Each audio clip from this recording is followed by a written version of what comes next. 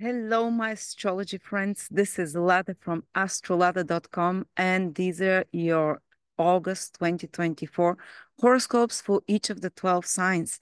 And you know me, I have little kids and I can't always record every month, but I try and appear for every month that is pivotal and cover each of the 12 signs. And this is one of the most important months this year because together, I would say with December and July as well, work because the most potent aspect this year is forming between Jupiter and Saturn. They will be in square on August the 19th, which means the whole August is under this influence. Again in December 2024, and again around the spring of 2025. So it's a 1 year period, but it starts now. And this is actually the opening square between Jupiter and Saturn. Before I start with the 12 signs, I want to give you a quick rundown. In 2020, around December, and the process started from the beginning of 2020, Jupiter and Saturn started a new cycle in Aquarius. Remember, our whole reality and paradigm shifted. The Great Reset, COVID, people's belief changed. So many things in our personal and external lives change because when Jupiter and Saturn meet together every 20 years, is a big change and a reconstruction of the external reality, but especially our internal belief systems. And maybe you finished something in your life then, a job, a career, a way of thinking, of believing, a relationship, but you started building a new belief system in yourself, a new way of being that will take 20 years to fully, or at least the first, 10 years to see it manifest in power. And now is the first major aspect between Jupiter and Saturn after their conjunction. And actually, if you want to see what this square over the next 9 to 10 months, that it will repeat 3 times, will mean for you on a very deep level, you have to watch my video about Jupiter-Saturn conjunction that happened in Aquarius, how it will impact your personal ascendant sign, sun or moon, because even though Saturn and Jupiter now will square from two very different houses in relation to your sun, moon, or ascendant, as they were when they joined in 2020, the deep work that continues, the big reset of your beliefs, the big reset of your worldview, and the big work that you are doing over the next 16 remaining years is here in Aquarius. Whatever Aquarius falls in your horoscope, check out. I'll put the link for my video from 2020 when I did the video about Jupiter-Saturn conjunction about each of the 12 signs. And now there will be, and Pluto is exactly on the degree this almost whole summer where Jupiter and Saturn met. So it's really transforming our belief systems, continues. And now Jupiter and Saturn are doing their first square. So this is like a reality check of something that we started building, something new that we started creating in our life. Could have been relationship, career, way of being, way of thinking, place of living, depends what it activated in your horoscope, new awareness. Now it's going to get challenged. Now it's going to get tested over the next 10, 11 months till the spring of 2025, even early summer, beginning with August. And the test will be, despite, whatever you committed to, are you able to persevere and go on?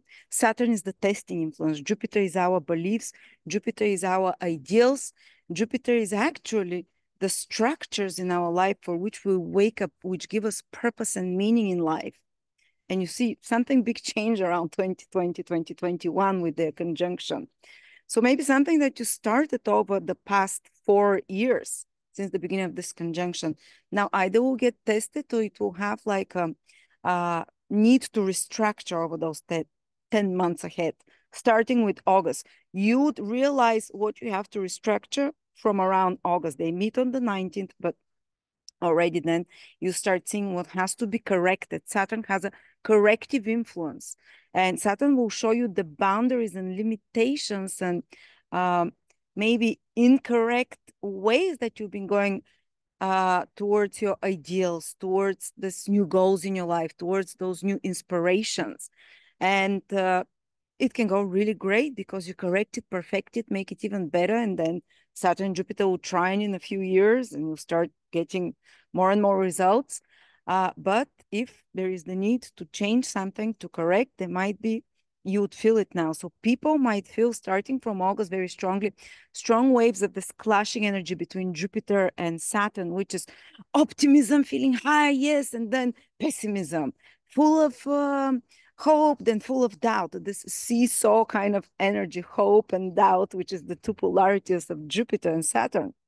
And I'm here to encourage you. Yes, we'll look at the 12 signs, but if you're feeling on this seesaw, if you're feeling high one moment, down one moment, doubts, because those doubts will be very strong now. Saturn is challenging this.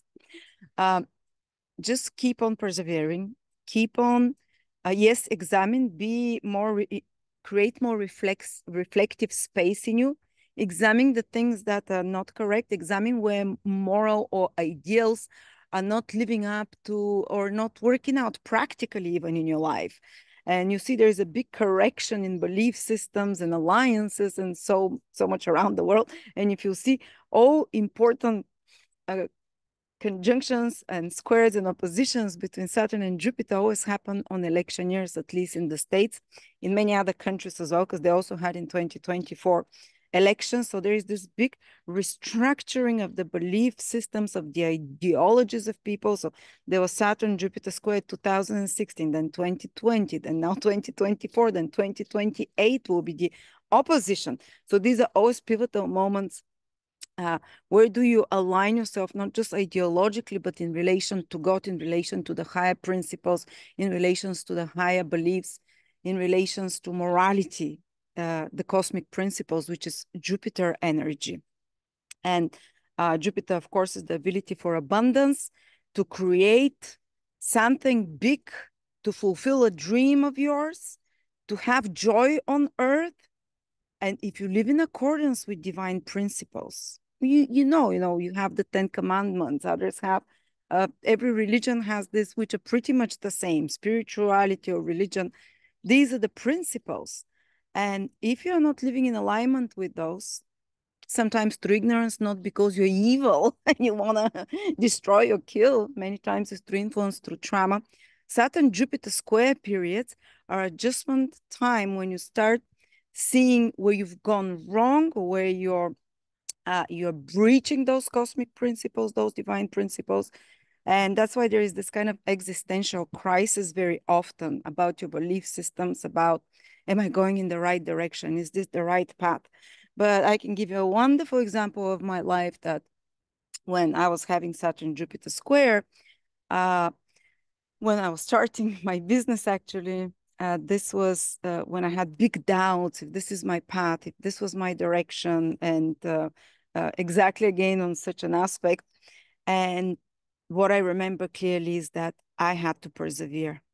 And I persevered, and the results were fantastic. So this is my message to you. If you're spiritually aligned, yes, correct some things, perfect them, align themselves to high spiritual truths. Even restricted some, but it's almost like God gives you a mission. Jupiter is the divine mission everyone has, the dharma we have to do. And occasionally we have to be tested. If you're on the right path, if we're doing it right, or to be tested, are you worthy of this mission? And that's exactly what Saturn square Jupiter is doing now. So enough of my introduction. I hope it made sense to you.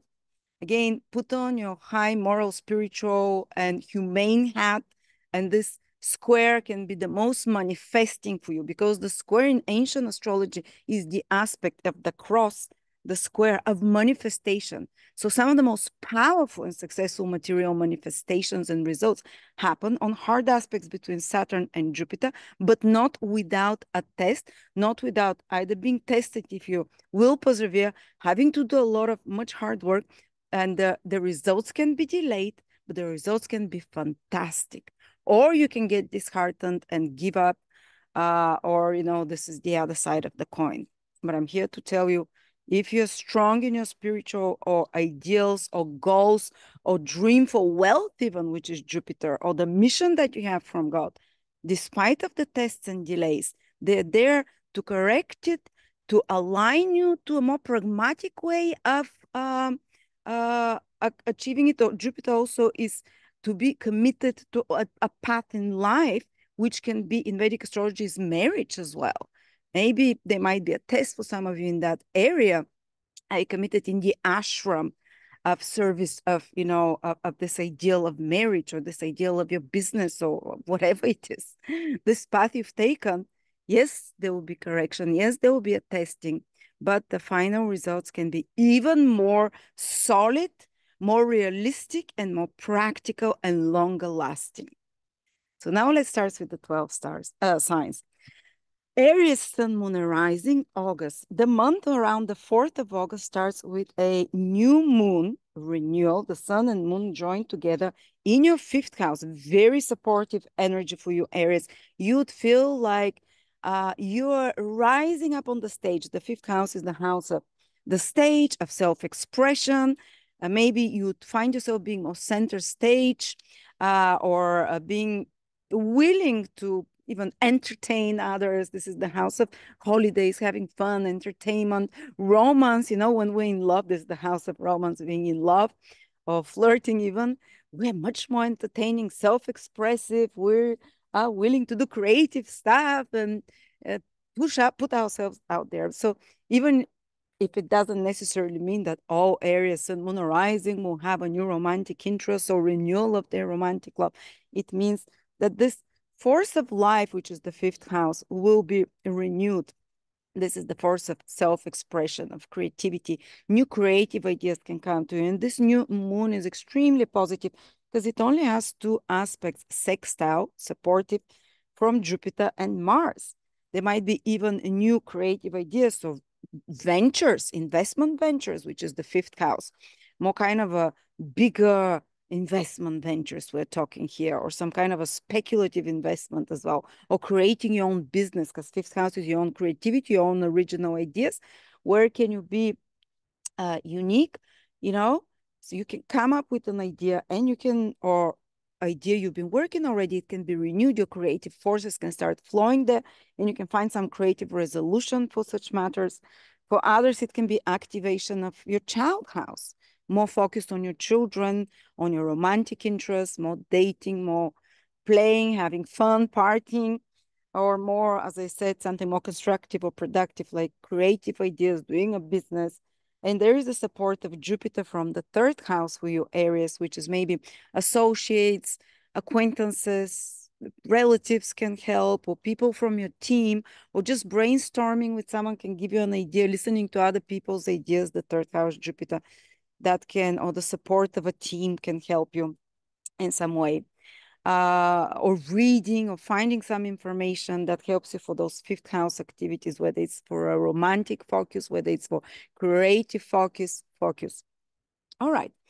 At the same time, Mercury is going retrograde around the new moon on the 4th, I think approximately again in August. First in your 6th house till the middle of August, and then comes back to your 5th house. So it might start like you need to finish some unfinished jobs, 6 houses, employment, work, employees. Maybe you get in touch with an employee from before, or maybe some project needs correction, something you missed, or you have to put 3 times more effort, Mercury retrograde, with some mental, intellectual task or communicative task connected to your work, might be administrative as well. 6th house has this kind of more practical side, rearranging your office space, rearranging your environment. 6th house is order, and Mercury might make you see what's not going right so you can be more efficient. And you'll probably see the results of those actions in September sometime, when Mercury is already direct and out of the shadow in Virgo. Also, you might have some reflective time and start seeing things differently and thinking differently, because that's a retrograde Mercury, about your health routines. It can ask you to take a deeper research. Mercury retrograde likes to research, to analyze what could have gone wrong, maybe get a second diagnosis for your health, maybe go back to an old health habit or routine that you've forgotten or that you've left behind, and restart it.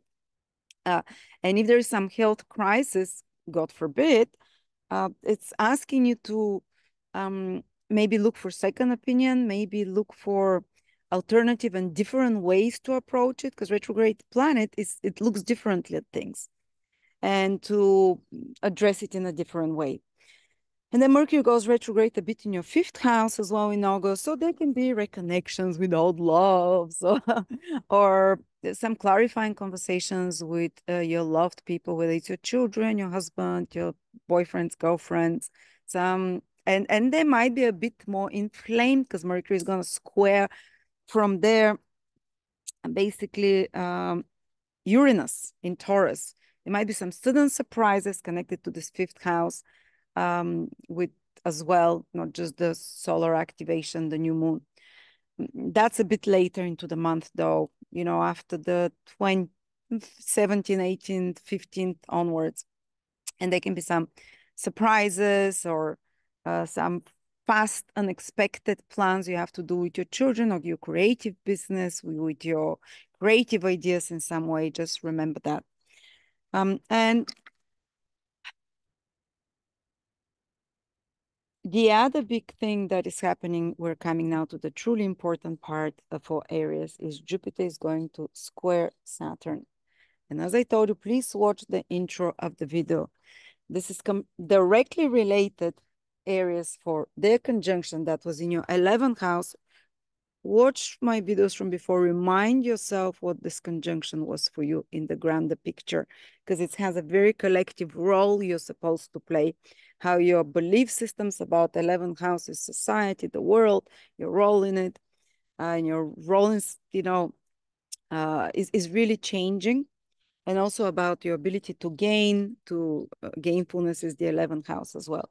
But how it's going to manifest now in very different houses, but it overall wants to keep on changing and adjusting your belief systems and testing them. Are you committed?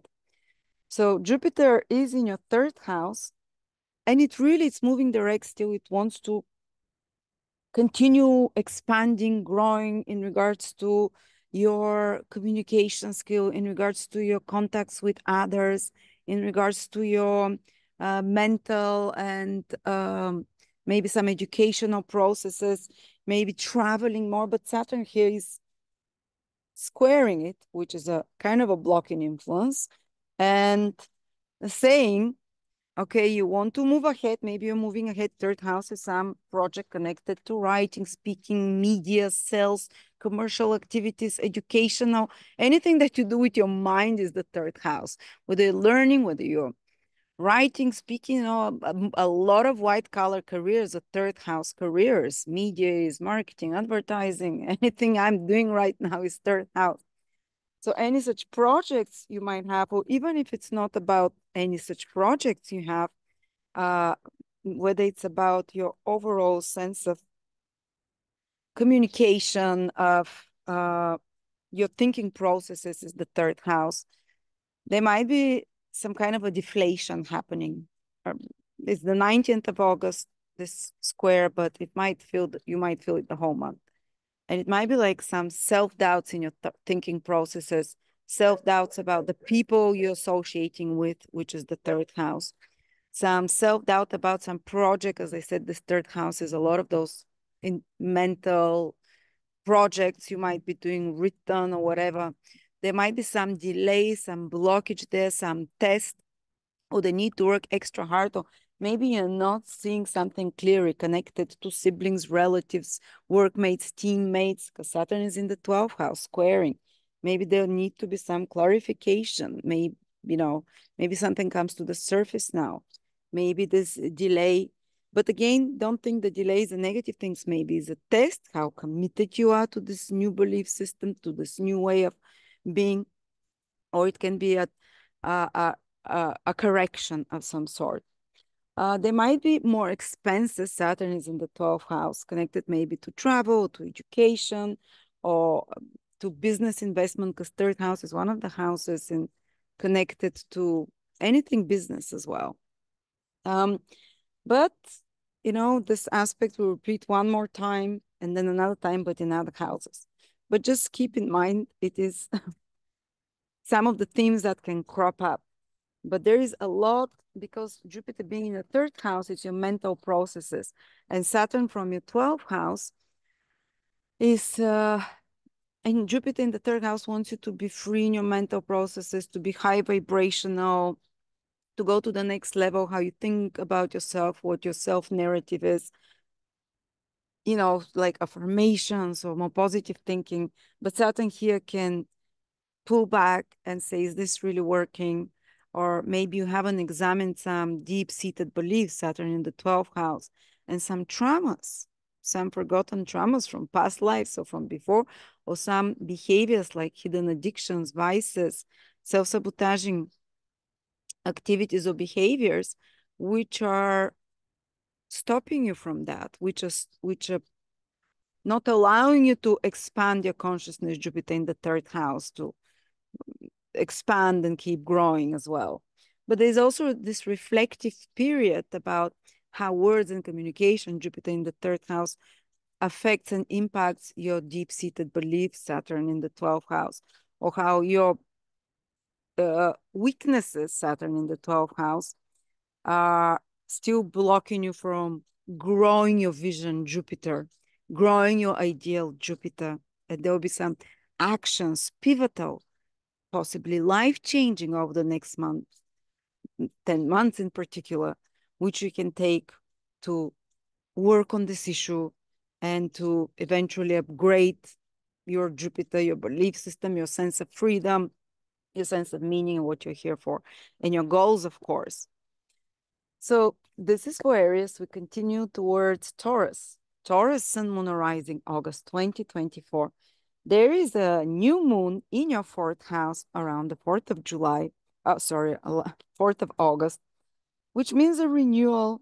Sun and moon, female, male energy joining together to create a new impulse connected to your more private life, connected to family, maybe some new circumstances which seem to be positive, quite positive, because this new moon has a sextile to Jupiter. So good or new circumstances in your place of living, with your family, from your parents, or with your understanding of parenting. Maybe you apply a new approach to your children, but that's help you grow and have better relationship, or maybe with your parents. Or fourth house can also be more tangible, like land, property, real estate, anything to do in your garden as well. There can be some renewal, something new happening there, and it is for good. Just remember that it is for good because this new moon is quite positive. This is also emotional renewal because this is the house of how you feel within yourself, connection to your roots, to your ancestors. Some deeper understanding can happen over the next 1 month because it's not just this new moon, it's on the 4th, that's it, one day. It's a whole cycle of a whole month where you kind of deeper understanding and ability to grow there in some ways. Mercury also goes retrograde at the same time with the new moon. Like it does 4 times per year, 3. First, it's retrograde in your 5th house. Maybe a lost, long unheard from love can connect with you. 5th house is also schoolmates from, from high school might connect with you. Mercury retrograde there. Or you might have some clarifying conversations with your loved ones, your children, your romantic partners, your girlfriend, boyfriend.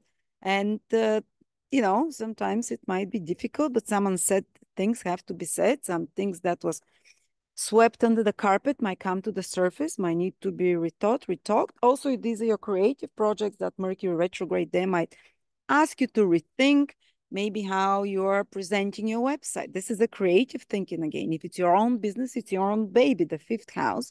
You might have to correct something. I remember when Mercury went retrograde in my 5th house years ago, all my website, I got like a few complaints that my website is very hard to use, and I've had it for 5-6 years now. I was like, okay, time to change the website. And it started a 1-year process till I managed to change it.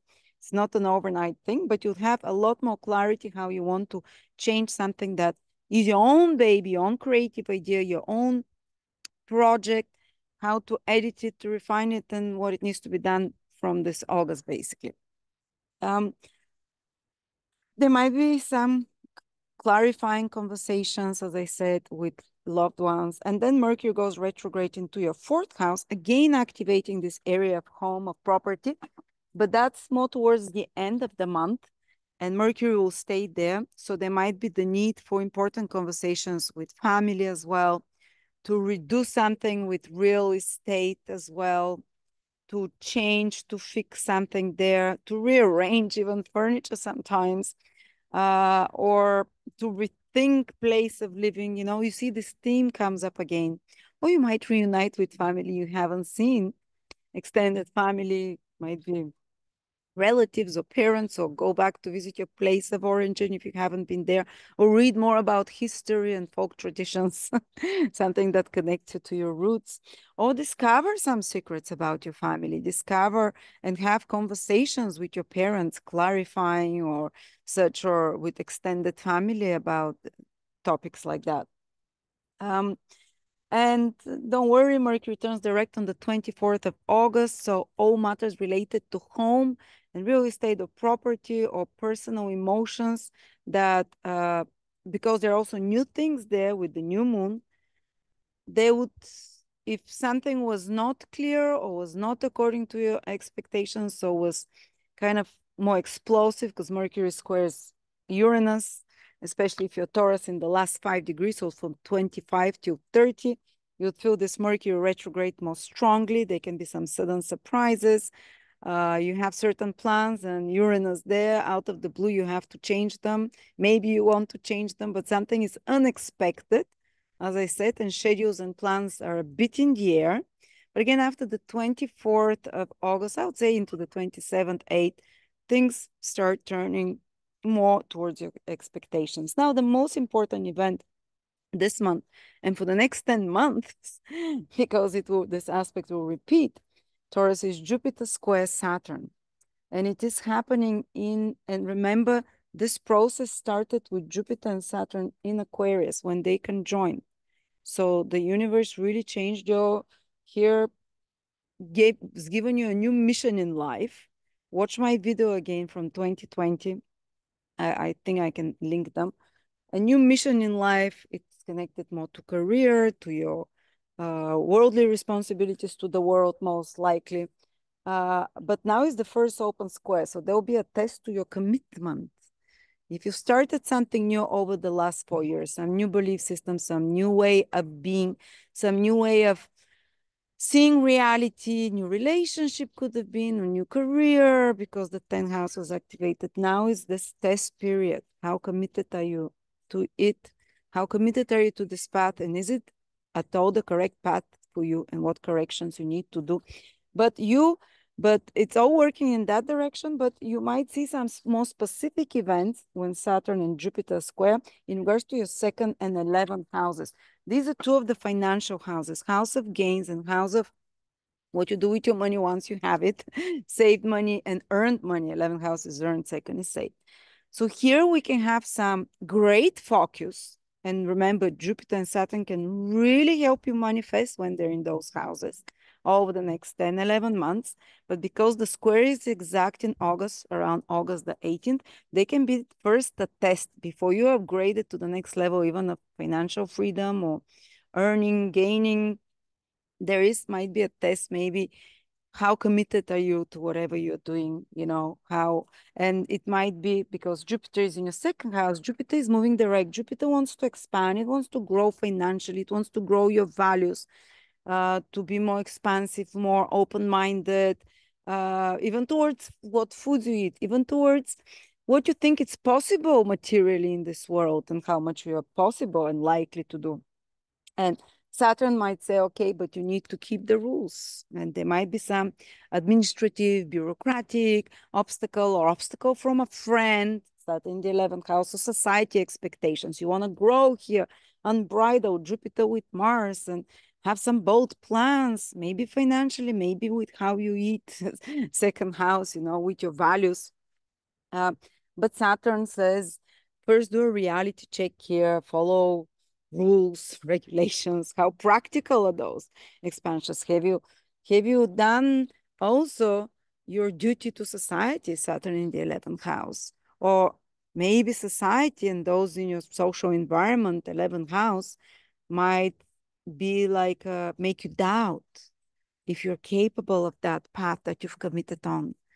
because Jupiter is also your belief systems. Even without looking at the house it is, Jupiter rules the belief system, the goals and ideals we'll have in life that make it worth living, that make us joyful. And Saturn can come from the 11th house, and it's like, how realistic is that? Do you think you can even do it? It might be a person that says this to you. It might be a friend, or it might be just the whole political economic environment that it's making you doubt this ability to grow and expand. So yes, there might be some financial dilemma or lack of confidence, or this kind of oh, I can grow a lot, but no, it's not possible. This battle within you. Again, take heart, believe in yourself. If you see, and Saturn is about correct something, and yeah, Saturn can be also wise counsel and advice, which shows you, you're a bit unrealistic here. Maybe tone it down a bit, maybe look for more practical ways to fulfill those second house Jupiterian goals, which are more, the second house is again about more your worldly situation, resources, finances, material realization, and so on. So yeah, this is pretty much how I see it for Taurus. Then we go to Gemini. Gemini, Sun, Moon, Rising, August 2024. Gemini, the month starts with the new moon in your third house. On the 4th of August, you'll see already this whole month much more increased communications, connections with others, renewal of some contacts with others. Maybe some new ideas can come to you, or maybe some new information, a lacking piece of information. Third house is information of papers or documents that you need. And this new moon makes sextile to Jupiter. It's the only aspect it makes, and to Mars in your sign. So with your own personal efforts and energy, in your very fast mind and your own insight and efforts, an idea can come to you, or some new project. Third house is connected to business projects or writing projects, or work projects as well, where you have to especially to use your mental skills or hand skills or your intellectual capabilities, or work in a group environment with others. Third house can also be media, social media, marketing, anything online. If something new appears in that sphere, you have enough, woof this month. Jupiter and Mars, they're very confident planets together, to get going in that direction. Also, there might be some important developments with siblings, with relatives here as well, with people in your close environment, and you're kind of, it's affecting you well. They're having good influence on you and you on them. But you'll see at moments your confidence might be taken down, because this Saturn will be squaring Jupiter in your sign. Think about 12 to 15, 16 degrees of Gemini. If your Sun, Moon, or Rising, you'd feel it the strongest there. But I believe all Geminis, will feel it to a great extent. But before I get to the Jupiter Saturn Square, at the same time that the new moon happens in your third house, which can instigate a travel, a new acquaintance as well, new information coming to you, anything to do with papers, with documents that you might be focused, or written or spoken project. Same time, Mercury goes retrograde. Okay, you're used to it. You're Gemini, 3 times per year to 4, Mercury goes retrograde. You're prepared, don't worry. It goes retrograde in your 4th house, initially around the 4th till the middle of the month, where you might reconnect with family. You might have to have a clarifying conversations about some situations with the family. Where should we live? Or you start maybe have to fix something in the family to correct, or at the home, or in your garden, or maybe some project connected to real estate, to property, might be either delayed or need to be corrected, need to be a bit fixed, need to put extra efforts in it. Then Mercury continues and moves into Leo, into your 3rd house, where the new moon happens 10 days before that, approximately. So the focus again goes on this communications, siblings, people in your everyday environment. Maybe you see people you haven't seen for a while. Might be old workmates, schoolmates, might be some friends or relatives or siblings that you get in touch with, or maybe you find out something that you didn't know about. And it might be quite surprising because Mercury is going to get squared in your third house by Uranus while it's retrograde.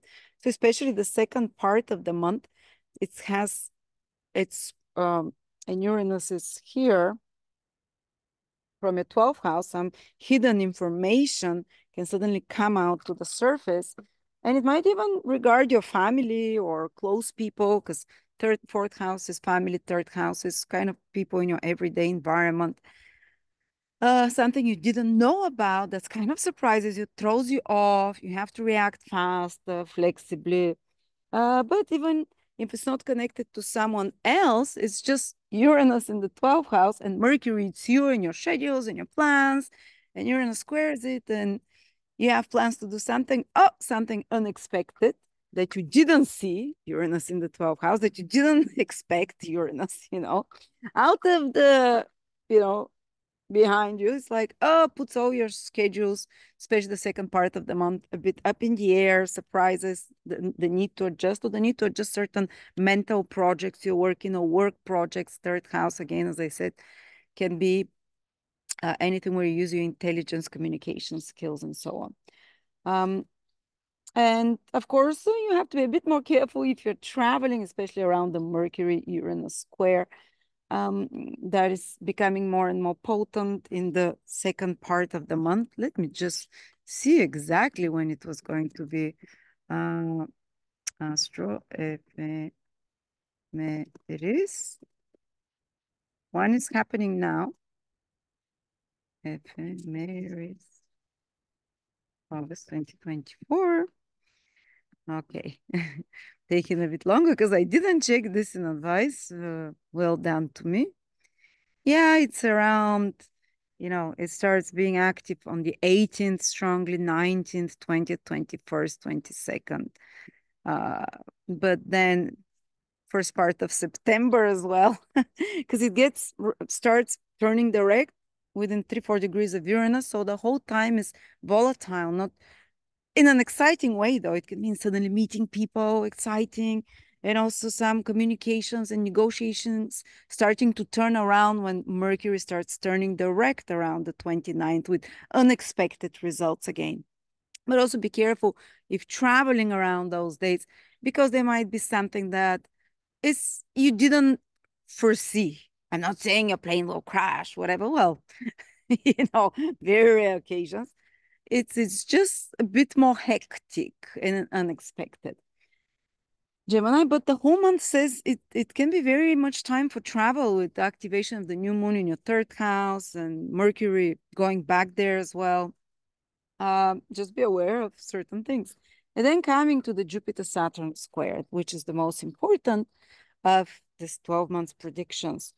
And for the next 12 months, probably the most important aspect and transit. Jupiter and Saturn started a new mission for you in life, a new belief system, a new paradigm of reality that will take about 20 years to unfold and after that disappear in 2020 when it starts for the whole world. Happen in your ninth house. So this is definitely connected to your belief systems, how you view the world, and you have some mission there, some personal or collective mission as a teacher, as a speaker of truth in some way, but you kind of committed to something new in your life in the last 4 years with the start of this conjunction. It might be an educational direction with this ninth house, or it might have been, depending on your ascendant or moon or sun, something else, like a new relationship that you committed to, a new career, new job, new path in life. Now is this time to reality check and how committed you are. And I think you feel this square the strongest. And I said which degrees, kind of the middle degrees of Gemini. I feel it the strongest, but it's, as I said, it has incredible potential to manifest the Saturn square Jupiter. In Vedic astrology, the square between Saturn and Jupiter is considered to give material manifestation, but with delay. And there's something you committed on your path that you personally might start doubting now. Am I good enough? Because Jupiter is in your first house. Am I good enough for this? Or am I good looking enough or smart enough for this? Well, you're smart, you're Gemini. Am I up to this work? Because Jupiter is supposed to give you a lot of confidence in the first house, in alignment with your mission and beliefs. But Saturn from the 10th house, maybe an authority figure is criticizing. Maybe some institution is putting brakes on your initiatives. First house is your initiatives, your where you and you have so much fire for it now. Jupiter, Mars, these are fiery planets full of excitement, of spring energy. And you're like, "Oh, I want to move ahead. I want to expand. I want to grow. I have this big vision. I'm working on this plan, or I'm working on this goal, or I want to relocate something, or it's my dream, or whatever you're."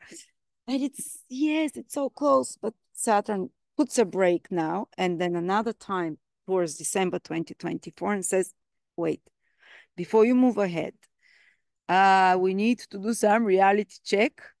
First of all, how committed you are to that. God never gives anything like that. You need, okay, sometimes when the planets align, yeah, but there are always periods of tests, and this is a period of tests. And I'll tell you, if you really believe in the thing that you're doing, whatever course of action it is, but you're personally aligned with it because Jupiter is in your first house, you're very committed and into it. And if there is some delay now, some blockage, someone, Saturn, from the 10th house, either the political conditions or some bureaucratic tape, red tape, or it's just the harsh reality of how the practical things you have to do to get there.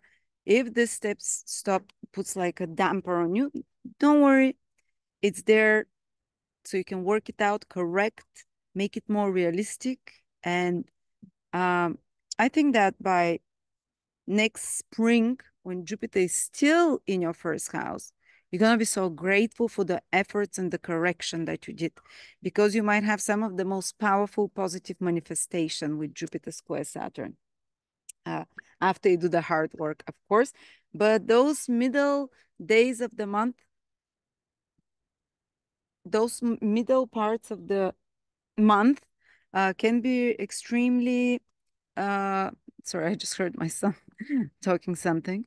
And when Saturn is square both Jupiter and Mars, just be a bit more cautious. Also, tensions being provoked, especially by authority figures. So your own authority being down on yourself and is like, or demanding a lot on you. But it's just remember and recognize it. And there might be some clash there, some tension, but recognize it that this is part of the process. Um, so Gemini, the universe is kind of saying to you, maybe you need some internal more discipline to achieve your goals, or it might be sent to you as an external break to reconsider your approach. And maybe you might need to reconstruct, something about your business or career, and some testing there or restructuring, which can give eventually great results. Now, Cancer, Sun, Moon, or Rising. The month begins with Sun conjunct Moon, new beginnings, which happen every month anyway, in your second house. And it's a very positive new moon because it just has one sextile aspect to Jupiter. So there can be a new idea that comes to you regarding your safety, security, second house, especially materially, we're talking financial new idea or new opportunity, even to invest in something, to buy something that you consider valuable as well, to invest in yourself, second houses as well. Maybe some new values and new tastes are emerging or are being rekindled again with newfound passion in that direction. Maybe a newfound interest in your immediate material environment. Is it the food? Is it the what you wear, how you dress, what you eat, what kind of music you like? There is this renewal of new energy coming there. Maybe a new song that sparks you up. It might be something as simple as that. But overall, if a new financial opportunities appear, you'd have the confidence, Jupiter, to do it. And I think the support as well in that direction. But at the same time, Mercury goes retrograde. And in at the same time, on the 4th of August, I think exactly, in your third house. But then comes back to the second house, but that's later in the month.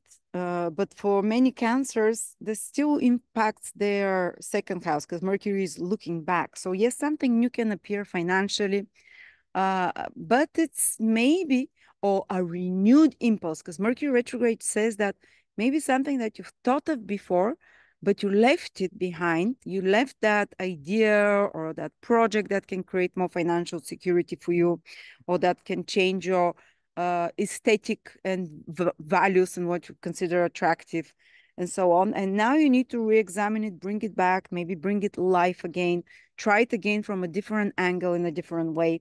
But at the same time, Mercury retrograde day in your second house, third as well, but mostly in your second house, is asking you not to be too rushed because Mercury is making square to Uranus. Uh, at that's towards, as far as I remember, the square is around the from the 17th, 18th, 19th, 20th for some time, those days till 23rd. So around this time, don't be too reckless with finances. And try, if possible, to get a second opinion because Mercury is retrograde to see it from another perspective as well. And Uranus is to act very quickly. But Uranus is making hard aspect to Mercury in your second house this month. So yes, there might be some expense that appears. And the sun in the second house is also about spending more. And it might be it's just if you can delay it a little bit, that's a great idea. If you can't, it is what it is. The astrology is playing out. And there might be something connected even to a trip that you couldn't do because Mercury is retrograde also in your third house that you might have to do now, or to revisit a place that you've been to. Also, second house is not just money. Second house is considered to be family in ancient astrology. There might be some surprises that appear and the need for some clarifying conversations with family, with close people about certain matters, especially connected to the material reality around you. But yeah, this Mercury retrograde is a bit in your third house, mostly in your second house. Oh, I lost it. Which reminds me, be careful not to lose suddenly objects and valuables around that time. uh, because it's happening in your second house of valuables and such things. But also while Mercury retrograde in your third house, you can reconnect with people you haven't seen, friends, relatives for a while. You can get in touch with them. You can revise some intellectual or written or spoken project that you've done or have to put extra efforts and correct, redo something, especially connected to business strategy, to logistics, to marketing, advertising, to some kind of third house would be like contracts, re-examining a contract, especially because it might have financial consequences because Mercury is partly retrograde in your second house, and to read the small print in those accounts. Okay. Um, and then the really big event this month, Gemini, Cancers, is Jupiter is square Saturn. The last time Jupiter was squared Saturn, the opening square of Jupiter and Saturn was 20 years ago. So it's a rare transit opening square Jupiter and Saturn. Closing square was in 2016, but it has different energy. But as I told you, it's directly related to Jupiter having conjunct Saturn in 2020, 2021. These 2 years, the conjunction was happening around your seventh house and it can be seventh or eighth house because they were close in both houses, which set a new era in the life of everyone, but for you, in your beliefs, in your goals, even in relationships, but that it takes at least 10 years to unfold, to see the full manifestation of it. And 20 years is how long it's this mission, this new goal and purpose will last. So something you started in the last 4 years, since the beginning of Jupiter Saturn conjunction in your 8th and 7th house, which now will be having a correction, a test of your beliefs, a test of this new beginning, or this commitment.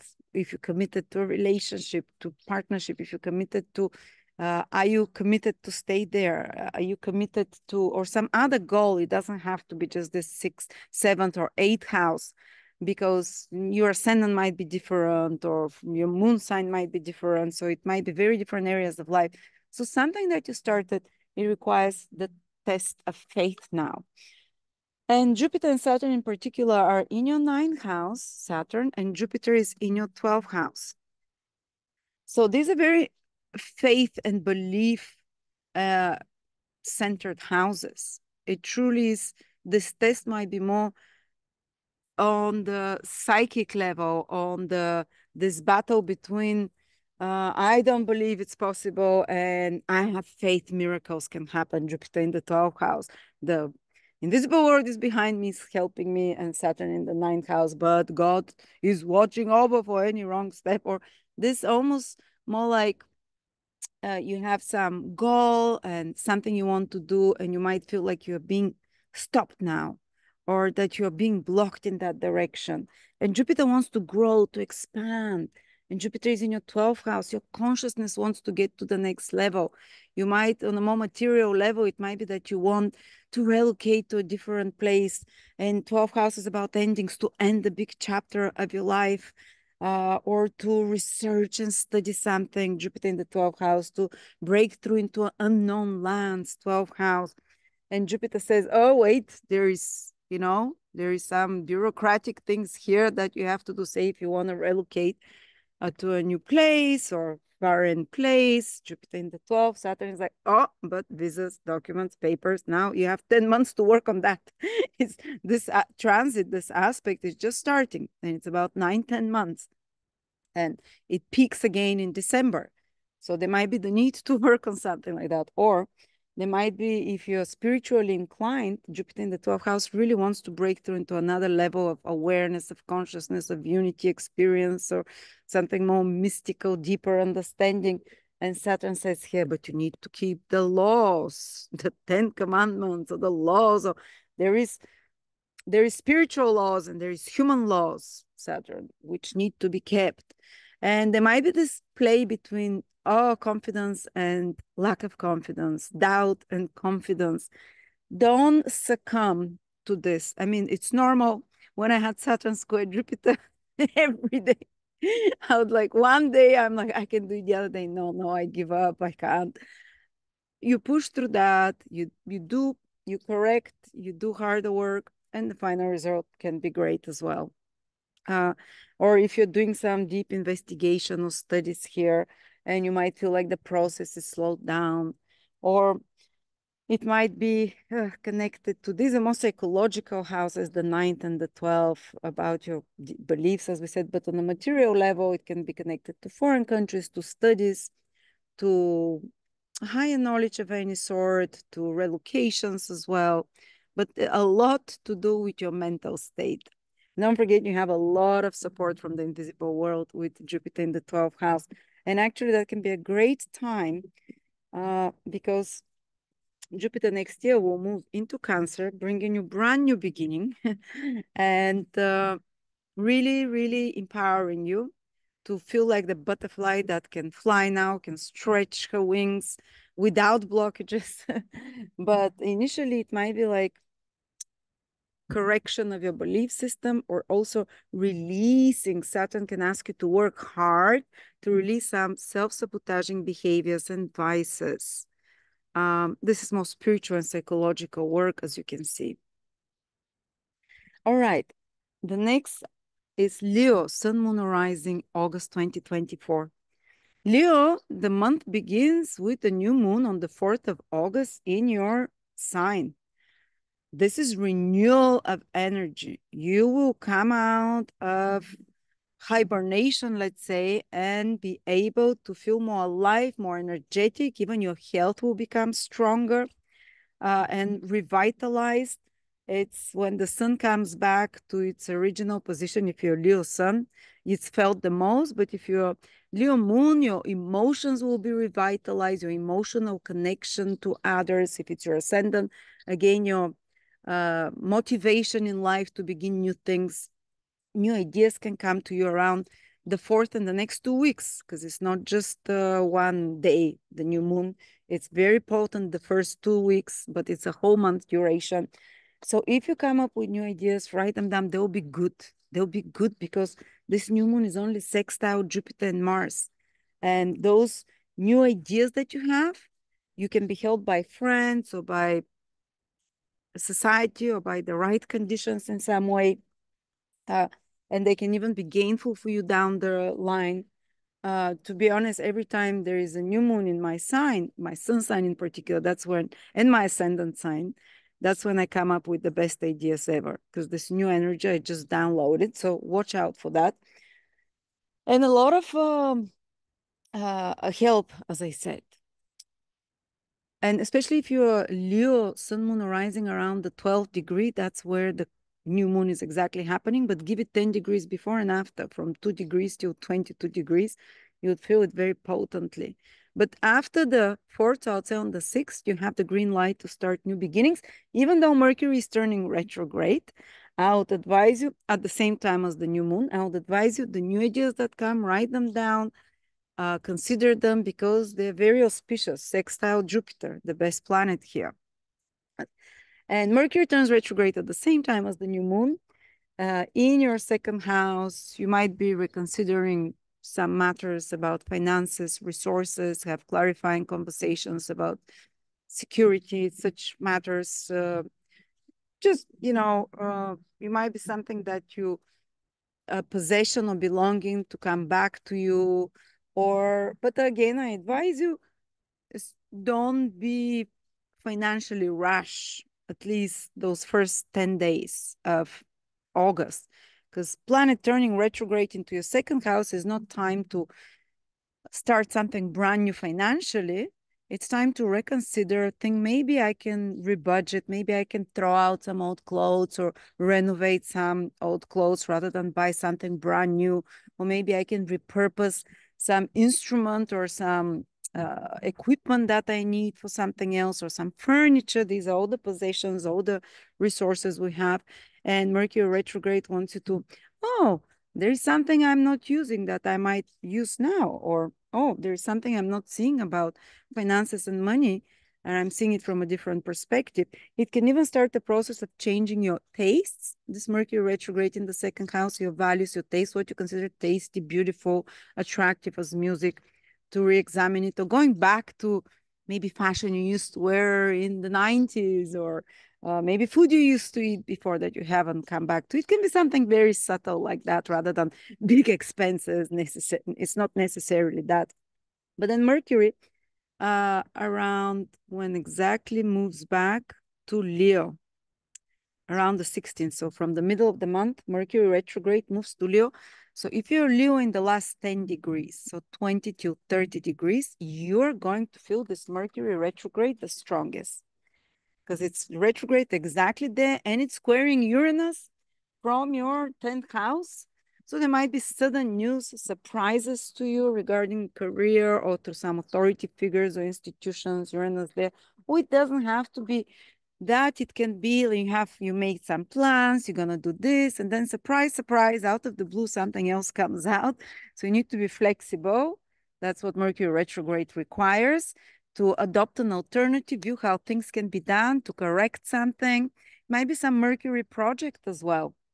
It might be connected to money, because Mercury rules your second house and valuables. Or it might be Mercury rules also your 11th house of big gains and projects that you might be working on, or you might have to reconnect with people from 11th house, social house. You might reconnect with people, friends you haven't seen, for example, and with family as well, because second house is one of the houses of family. When Mercury is retrograde in your first house, wow, that's right, retrograde on my moon I hope it's just reconnecting with people from the past and picking up some project that you might have left, for example, a long-term goal project, 11th house, Mercury rules, um, or some friendships that you haven't seen for a bit. And that's exactly when I'm reconnected with a friend from London that wow, from a long time ago. But Uranus is square Mercury. I hope we don't end up doing something stupid or something retrograde. Who knows? But yeah, there might be some surprises like, oh, you have plans and out of the blue, that's after the 15, 16, you'll start seeing that towards the end of the month, but Mercury returns, or you might be required to correct just some mercurial project. It can be writing, speaking, media, communication, anything where you need communication with others, written form or spoken form or media in any way. Or skills of the hand. So correct it, edit it, put final touches to it, or renew it, or bring it back, give it a facelift, and release it again. You know, it can be great. Many times during Mercury retrograde periods over important planets, for me, I take an old project, give it a left facelift, change the words, and release it again because, you know, a lot of people need it, but I have so much content. Anyway, so they can play in great ways, but again, be aware Mercury retrograde in your second house, square Uranus on Algol. Don't lose your head. don't uh don't kind of be too rash. Be prepared for the unexpected.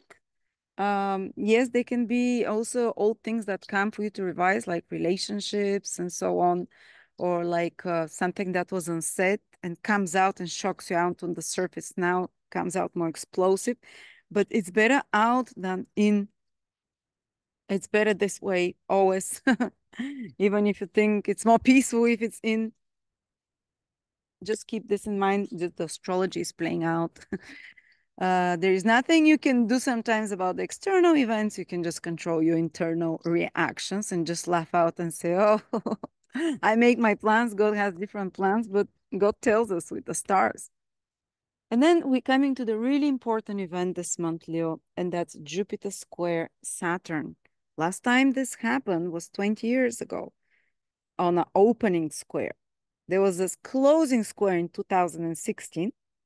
But this is the first opening square after the Jupiter Saturn conjunction, which happened in your seventh house, or for some, it might have felt in the sixth house. So something very powerfully new started in the last 4 years for you, because this is a 20-year process and now it gets activated. The first challenge, your belief system change in your way, in some way, your environment, who you are as a person, maybe your partnership, maybe the reality of your partnership changed, maybe sixth house, maybe your attitude to health, maybe your beliefs about maybe your work, the service that you want to do has changed, and actually you've been given a new mission there, the sixth and seventh houses.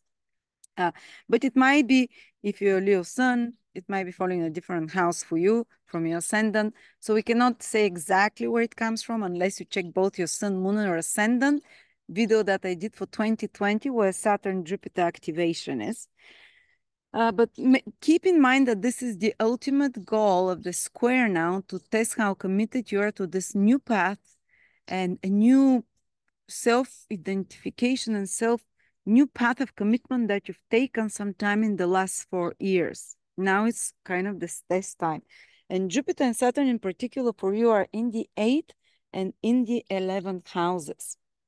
And this square is the first one out of 3 in December. On Christmas exactly, there will be another one. And again on next spring, but they'll be in different signs.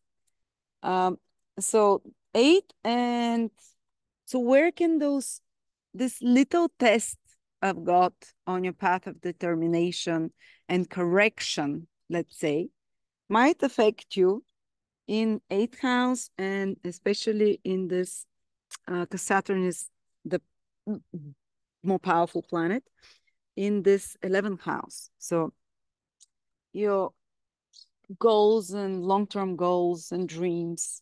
And we were speaking how Mercury rules this house, goes retrogrades, ask you to re-examine that, to redefine it in a different way.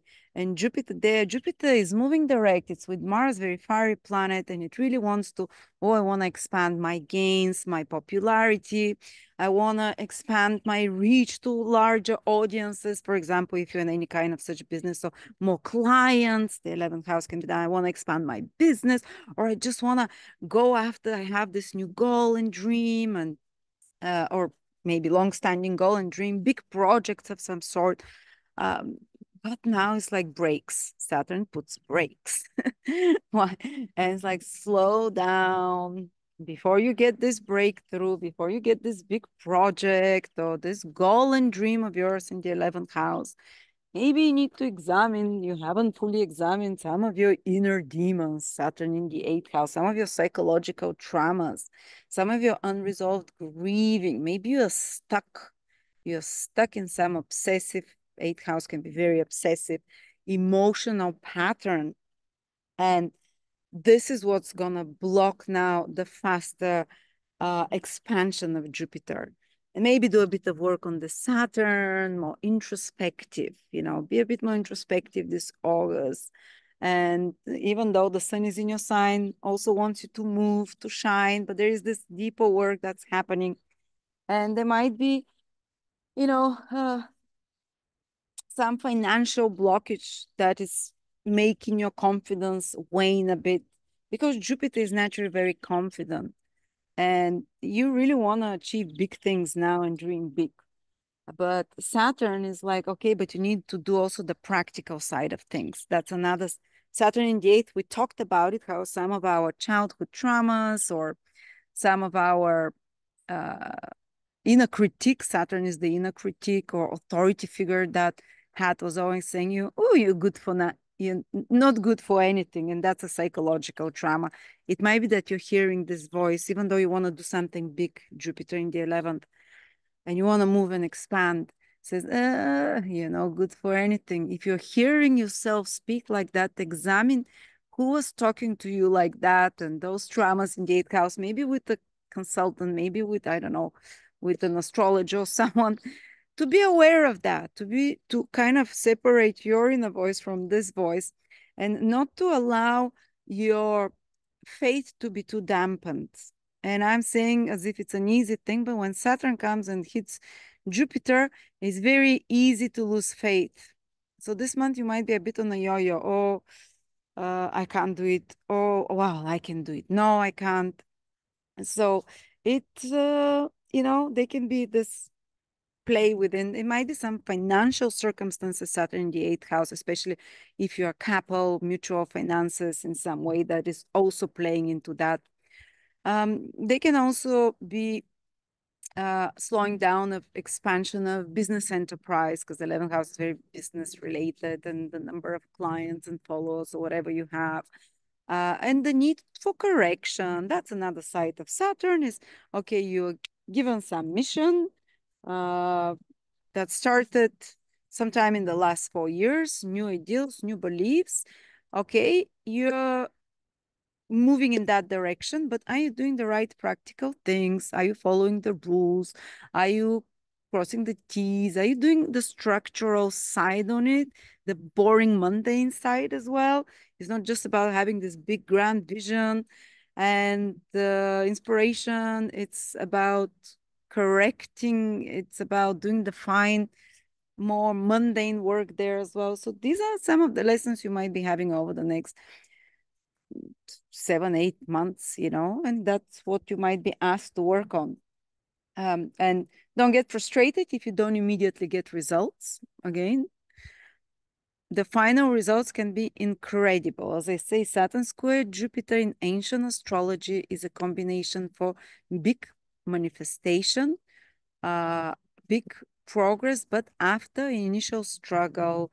And we see here it's connected not just to your faith, Jupiter, to your goals, Jupiter, but to this 11th house that we talked about. And there might be even some reconsideration of your friendship circle or your viewership or client circle that you want to scale back, but choose the most quality people. This is another way it can play out. All right. So Virgo, sun, moon, or rising.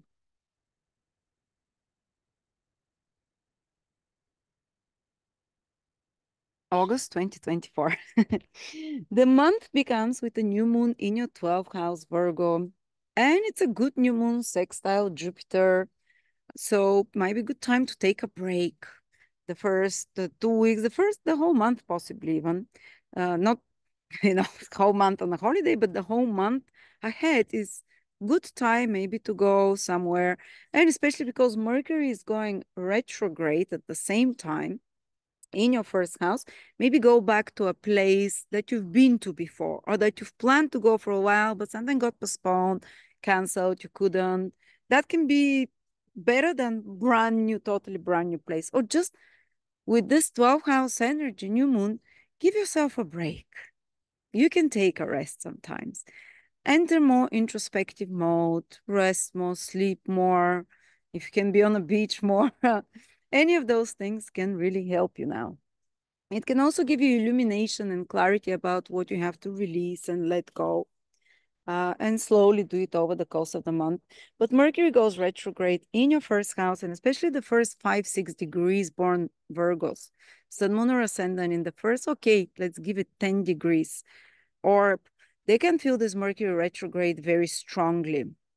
And that's, you might be asked maybe some project that's mercurial in nature, writing, speaking, media, business of any sort, communications, to revise it or to bring it back. Maybe you have a project that you can give a facelift to and bring it back. Maybe you have to edit something, or maybe some important clarification and conversations might have to happen between you and others. Venus is also then meets Mercury, maybe in regards to relationships in those first 7 days of August. Uh, and maybe something that you didn't know about comes to the surface, or something that you've been holding back, you express it, hopefully to correct and improve an existing relationship in your life. It might be personal or it might be more professional, but of course it can, or you can just hear from loved people. Venus is loved people, and you can hear from someone that you haven't heard in a while and reconnect with them. But you have Venus the whole month pretty much in your sign. Let me see if it moves out of it by the end of the month. Yeah, the whole month from the 6th till the end of the month, Venus is in your sign, Virgos. So no matter what is happening, Venus is protecting you there, even physically, even your physical body is protecting. It's wonderful to have Venus in your sign, and it's making you more forgiving, more gentle, and it's bringing more pleasures in your life from good food, good music, maybe good company, or even some romantic experiences to some of you, more luxury, massage, such kind of experiences. Or if you're in any field that is Venusian, like working with women, working in the fashion industry, makeup, that can be a successful and even financially good time.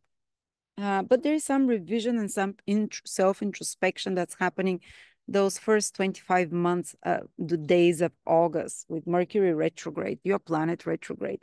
Then Mercury from the middle of the month moves into your 12th house, gets even more introspective. Be careful not to be too forgetful, you know. And maybe some secrets can be unearthed. 12th house is house of secrets that can come to the surface, surprisingly and shockingly, because your Mercury will square Uranus, the second part of the month. And something that you are not aware of, you can become aware of. You can find out something as well. Um, but, if you're in a foreign place, but place that you've already know, that can be okay. Place that you've been before too. Otherwise, as I said, more take a break more. The first, I would say, 10 days are more auspicious or intense mental work for you. And after that, Mercury moves out. Let me see exactly when Mercury moves. Oh, the first 15 days are good for, because, Mercury retrograde in your first house can really require to use some extra mental focus on something to correct, to fix, to reorganize your schedule, whatever. But after to work on some mercurial project, but then it moves into Leo from the middle of the month and till the middle of even September. So that's, you don't have to be so sharp at that time.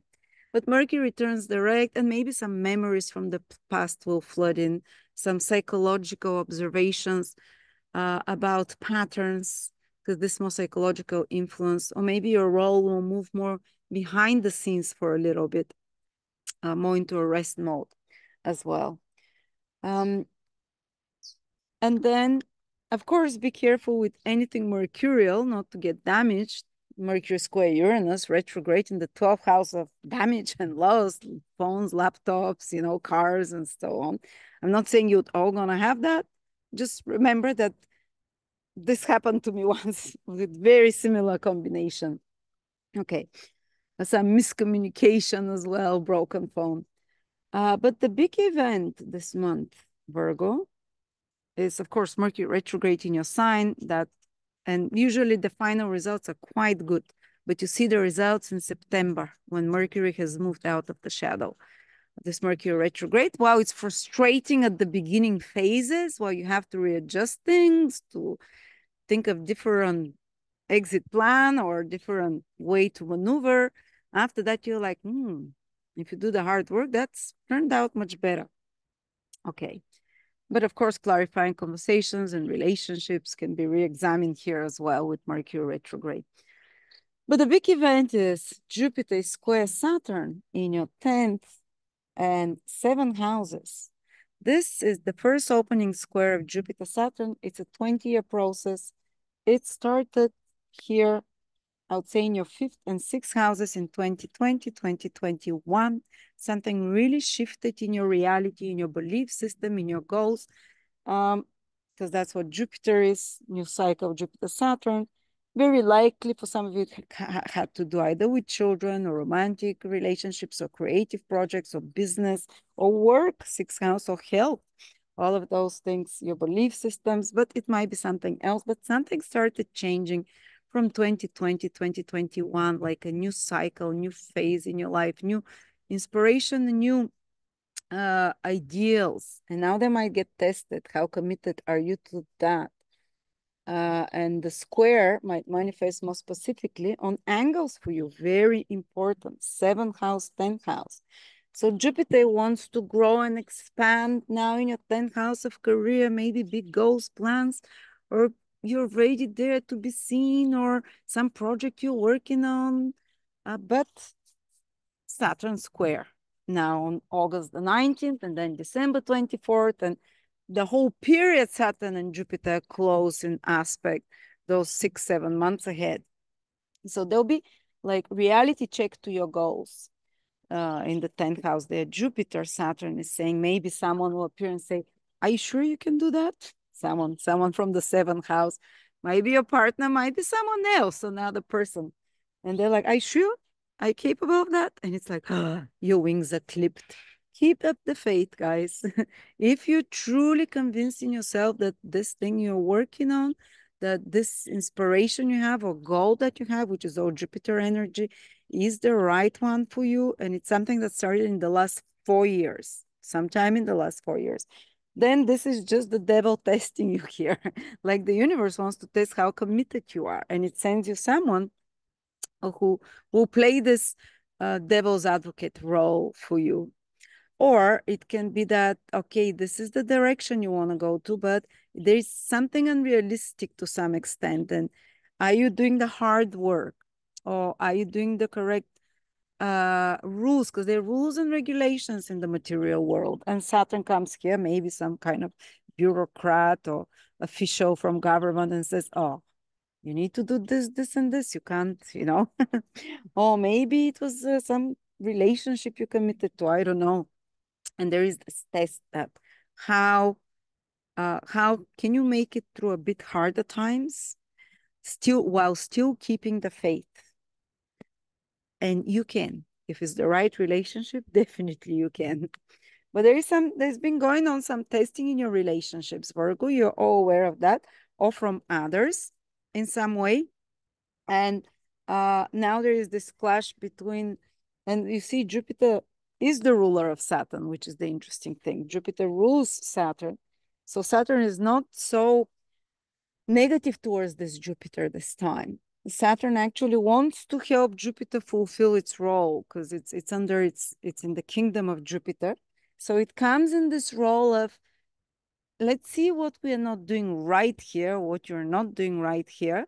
Let's correct it so we can have more tangible and pragmatic and realistic results. Yes, your ideals can be great, so maybe restructure something in your career or in your relationship, bring in more faith, either one or the other. All your goals, where you're seeing yourself going, might need to be rethinking the direction of a career. Maybe you took a job, but your ideal is something different, and you're starting to think that this job that you took is not bringing you closer to this ideal. And so you might decide to change over the next 10 months this responsibility, this worldly position of responsibility or career that will be more reflective of your true ideals. But another person is playing a role in that, either the support and a sense of in common sense for you, or a bit to bring you down to the ground, which might feel frustrating. So yes, this can be more tense month for relationships, but it's a test, litmus test, how aligned it is to your path. This is such an important aspect, guys, because it gave you the new direction in life sometime in the last 4 years, like it did for the whole world. Now it's seeing what needs to stay, what needs to go, and what needs to be tested a bit and improved. That's another way it can play out. All right, Virgos, let's go to Libra. The Sun, Moon, and Rising, August 2024.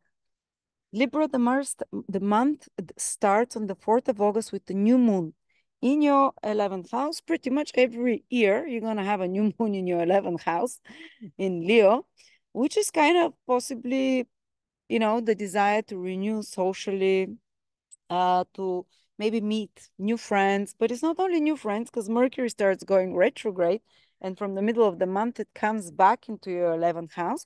So you might be seeing the second part of the month reconnecting with people you haven't seen in a while, some friends from the past, or maybe you'll have some clarifying conversations in your social circle. Is it with workmates or with people you know on social media, or more closer mates?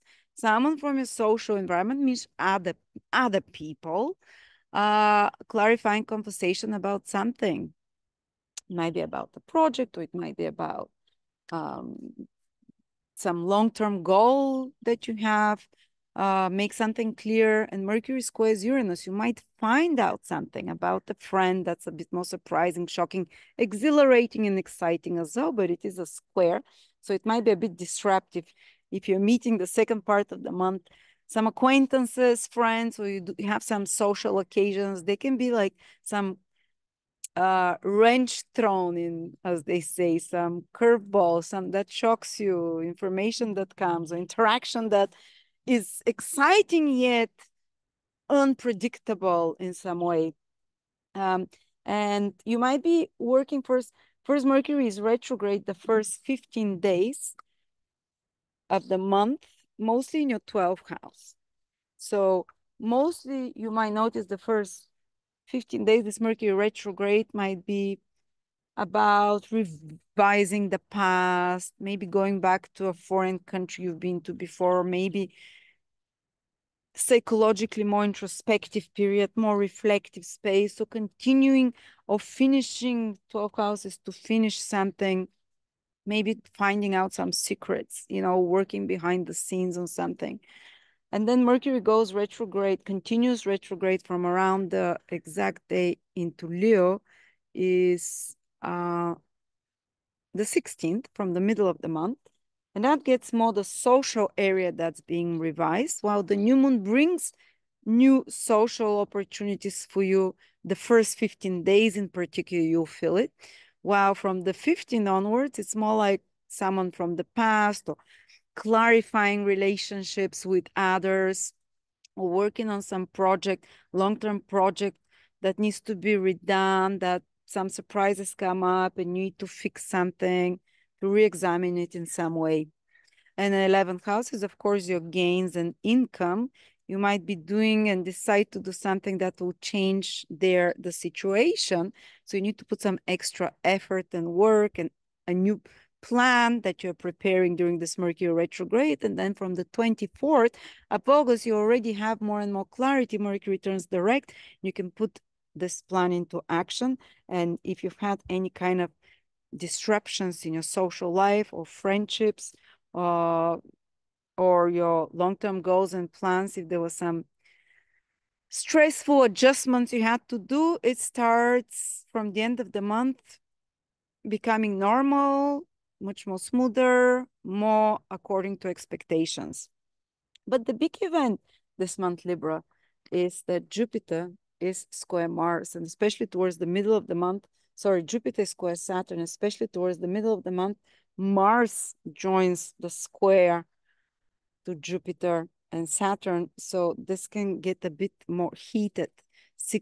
15, 16, 17, 18. This is very intense energy there with almost like some kind of a brake being pressed, some obstacle on some goal or on some activity you might have been doing. And it's actually this square between Jupiter and Saturn is the first one on the 19th of August. Then there is another one in the same signs on the 24th of December. And then there is a third one next spring, but in different signs. But it's like a reality check to a new path that was given in your life in the last 4 years, because Jupiter and Saturn joined in your 4th and 5th houses in 2020 and 2021. So you were given some new mission, either new beginning in your life, new ideal, new way of being through family, this 4th house, through your love life, or through some creative idea, through some new passion that you started developing. For my husband, that was definitely starting his own kind of business with stock markets, for example, around that time, and his whole belief system changing and being a new father and so on. But something shifted over the last 4 years for you, and it might not necessarily be from the place where Jupiter and Saturn met, the 4th and the 5th house, from Libra only. You might be feeling it more from your sun sign or from your moon sign, which will place it in a different house. But something new started that now will be tested. How committed are you to that? And it might get harder this August. Might be feeling it already from July. And it might get tested how committed you are to that, or if you're making some mistakes in that direction, you might need to make a corrective course, and Saturn will show you the reality, show you the limitations of those. And look, Jupiter is now in your 9th house. Where can it manifest? Well, 9th house, and Mars is there this month in August. Jupiter is moving direct. It wants to grow, to expand. Mars is firing it even more. It's blowing wind in the fire, as they say. So you kind of want to explore new horizons. Your belief systems are changing. You want to grow bigger. 9th house is the house of opportunities, is the house of freedom. You want to be free. You want to follow your dharma. But Saturn in the 6th house says, wait, you have responsibilities. 6th house is duties, responsibilities, mundane stuff. I don't know, is it having to take care of the kids or the family, or provide or work or clean the house, or take care of your health, because 6th house is how we maintain the health. And Saturn says over the next 10 months, you need to take care of those things first. Don't forget about them. And then you can fly. This 9th house is fly and expand and grow. Or maybe Saturn says, maybe your belief system will be checked, like a bit 9th house is where Jupiter is, what you believe.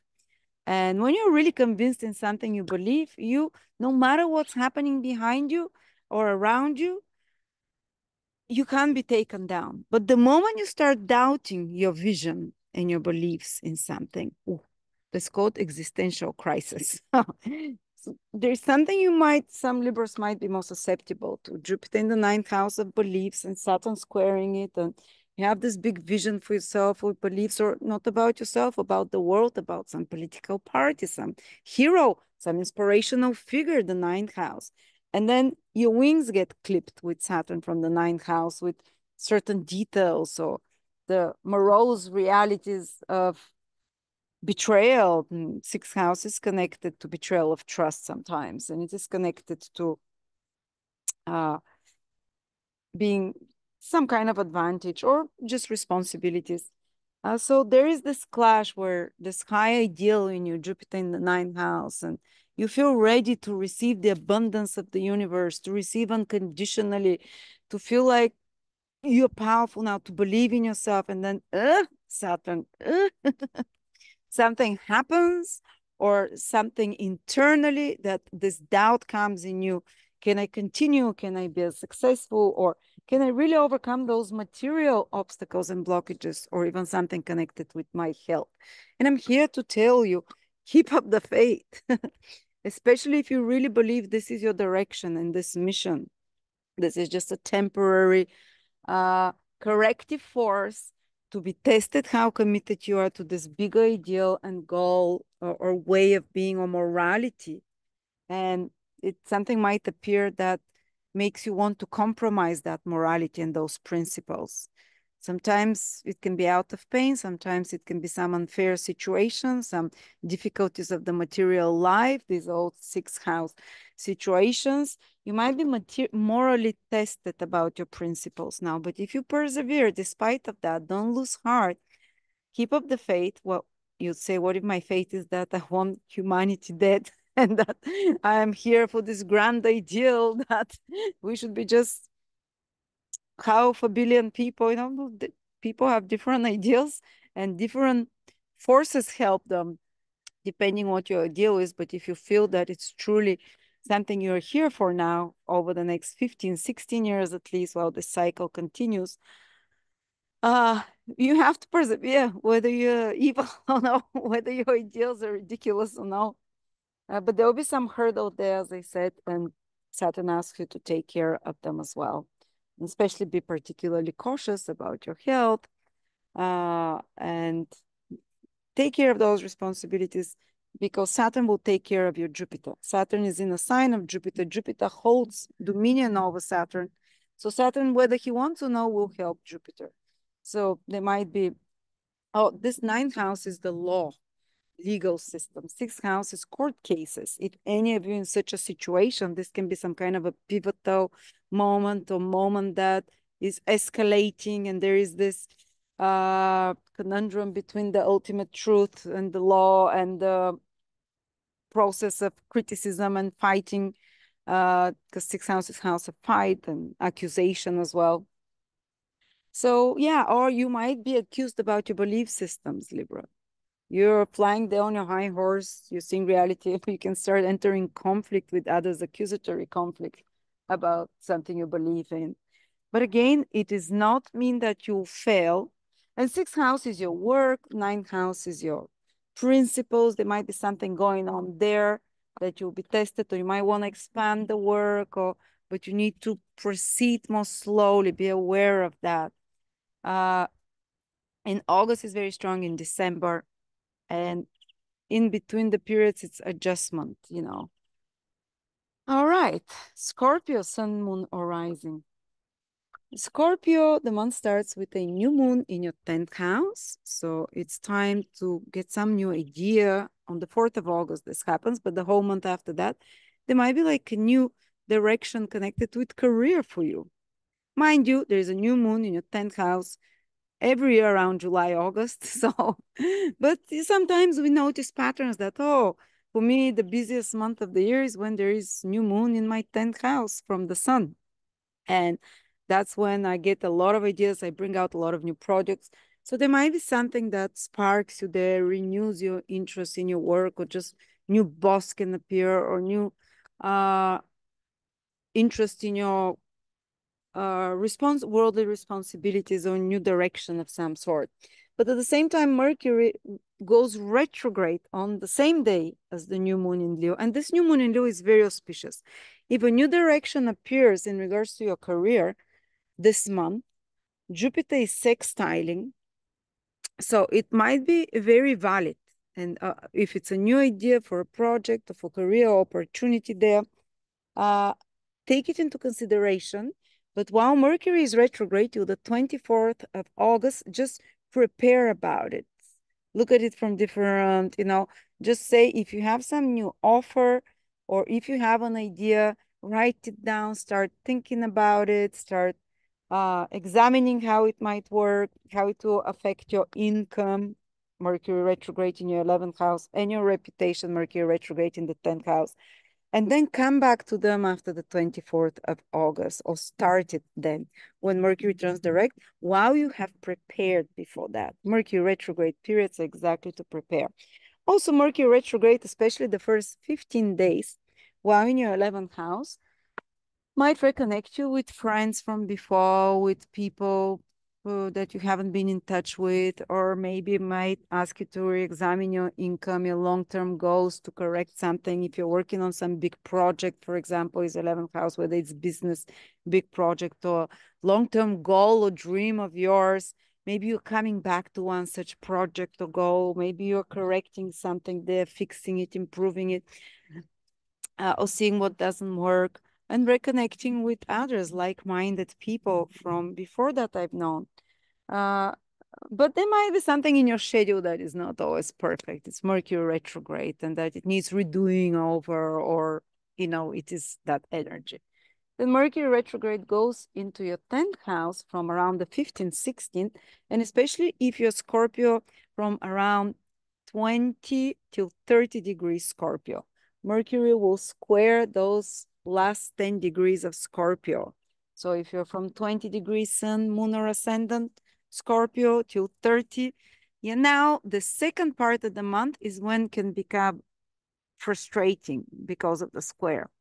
And because it's from the 10th house, it might have to do with authority figures, with institutions, with documents and papers, with such kind of, back and forth communications, or it might have to do with some project, career project or work project that's coming back to you to correct it, for you to put extra efforts there. There might be the need some clarifying conversations with people. And it's not only authority people, because it's Mercury square to your sign. It might be in any kind of relationships that something comes to the surface, and Mercury is square also Uranus in those degrees, 26 degrees in your 7th house.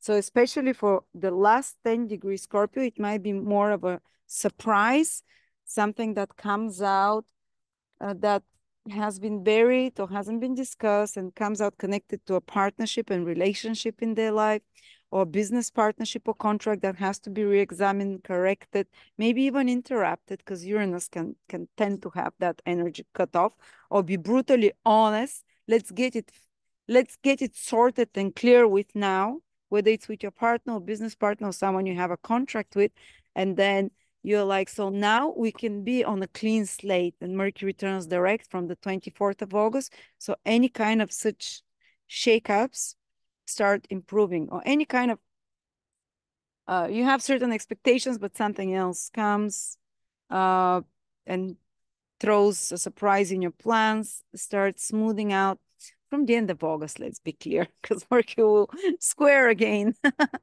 Uranus even turning direct. So yeah, they can be those unexpected plans, but they can be also exciting. You're having plans for work or whatever, and then someone appears, Uranus in the 7th house, and says, oh, let's go somewhere or do something. Or you're planning to do some contract, and Mercury is retrograde in your 10th house, says, wait, we need to redo it again, or maybe it's a no-go or something like that. Okay. But otherwise, it might be also Mercury retrograde in the 10th house, rethinking your career or redoing some project, especially mercurial project where you have to think, speak, communicate, do business stuff there or skill stuff. But that's not even the most important part of the month, Scorpio. The most important part of the month is Saturn square Jupiter, which there was an opening Saturn square Jupiter 20 years ago. The last Saturn square Jupiter was closing one in 2016, and it was in very different houses for you than now. But it's kind of look back. Every time Saturn and Jupiter are in angular positions, a pivotal years for the world. 2016, 2020, 2024. This is when the whole reality fabric of reality gets reorganized. But the truly important one was 2020 because they were together here in your fourth house and third house, we can say.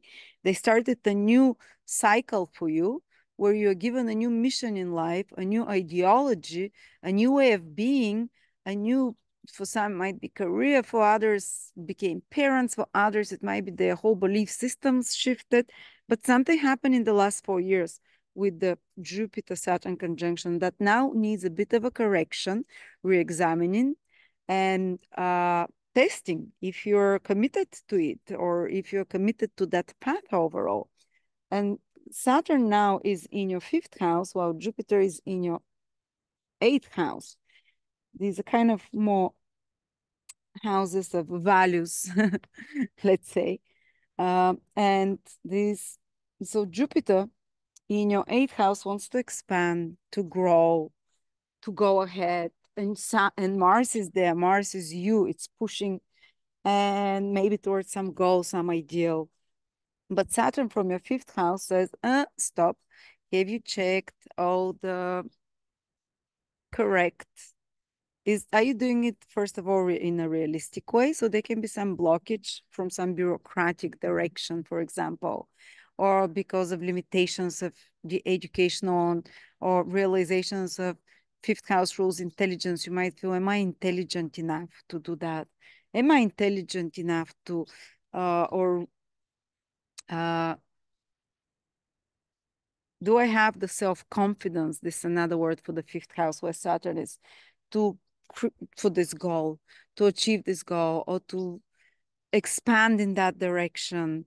And eighth house where Jupiter is can be very financial house, for example, for financial expansion, for growth, mutual finances, big gains, and such kind of stuff. But Saturn might ask you to say, okay, then you need to keep in rule with the rules and the laws. And you have 10 months approximately to do that, to make it legal, to make it, to follow the book, to make it more realistic and to remove from your goals what is not realistic.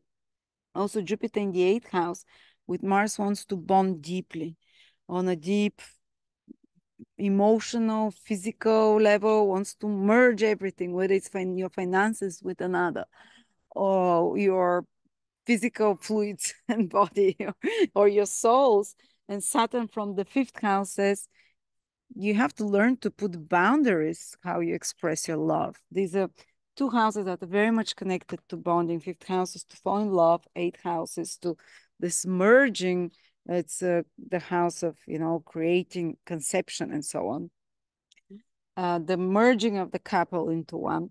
So there might be for some of you Scorpios more this dilemma on the psychological, emotional level, romantic, relationship-wise. Maybe there can be some blockage to the mutual finances of the couple or expenses because of a child, Saturn in the fifth house, or because of some other reason, It's not only the house that Saturn is in. Or they can be, but if you persevere, again, this is the message. If you persevere and if you know this is the right direction, and if you not just persevere, but do it intelligently, where you make a course correction of some sort, you can have extremely powerful results down the line. By the time this finishes in 7, 8, 9, 10 months, you have to come back to this video again, because usually the first Saturn Jupiter square feels like, breaks. Like breaks were put there on something you're doing. So now what? This kind of frustration. But don't worry, you work it out. Also, Jupiter in the eighth house, it's asking you, you really want to merge to trust, but Saturn again says, can you really trust? So there can be this, can I trust others? Can I trust myself? Can I do it? Am I intelligent enough? Am I smart enough? There could be this internal battle. Again, we all have to pass through it in different ways. Just remember to keep up having faith in the final process, or maybe you don't even know what the final result is, to keep having faith and not to lose it on yourself, but not to be too unrealistic either. So this is this fine battle between pessimism and optimism, between being too sure and being totally unsure. On the more material level, yes, let's see what can be. Eighth house, there can be some blockage to your intimacy or to some insurance or inheritance money, or money that's coming to you from others, or money that's coming to you from clients. And Saturn from the fifth house is asking you to maybe reconsider something, to restructure this approach, to restructure, to slow it down, to maybe look for more for the fine print as well in such matters, and to be patient, of course. Also, it can be connected to the love life we talked. Saturn is in the fifth house, can be connected somehow to children, or to the relationship with your children. And Jupiter in the eighth house, there can be something to end with your lovers or partners. Fifth house is connected to your romantic life overall.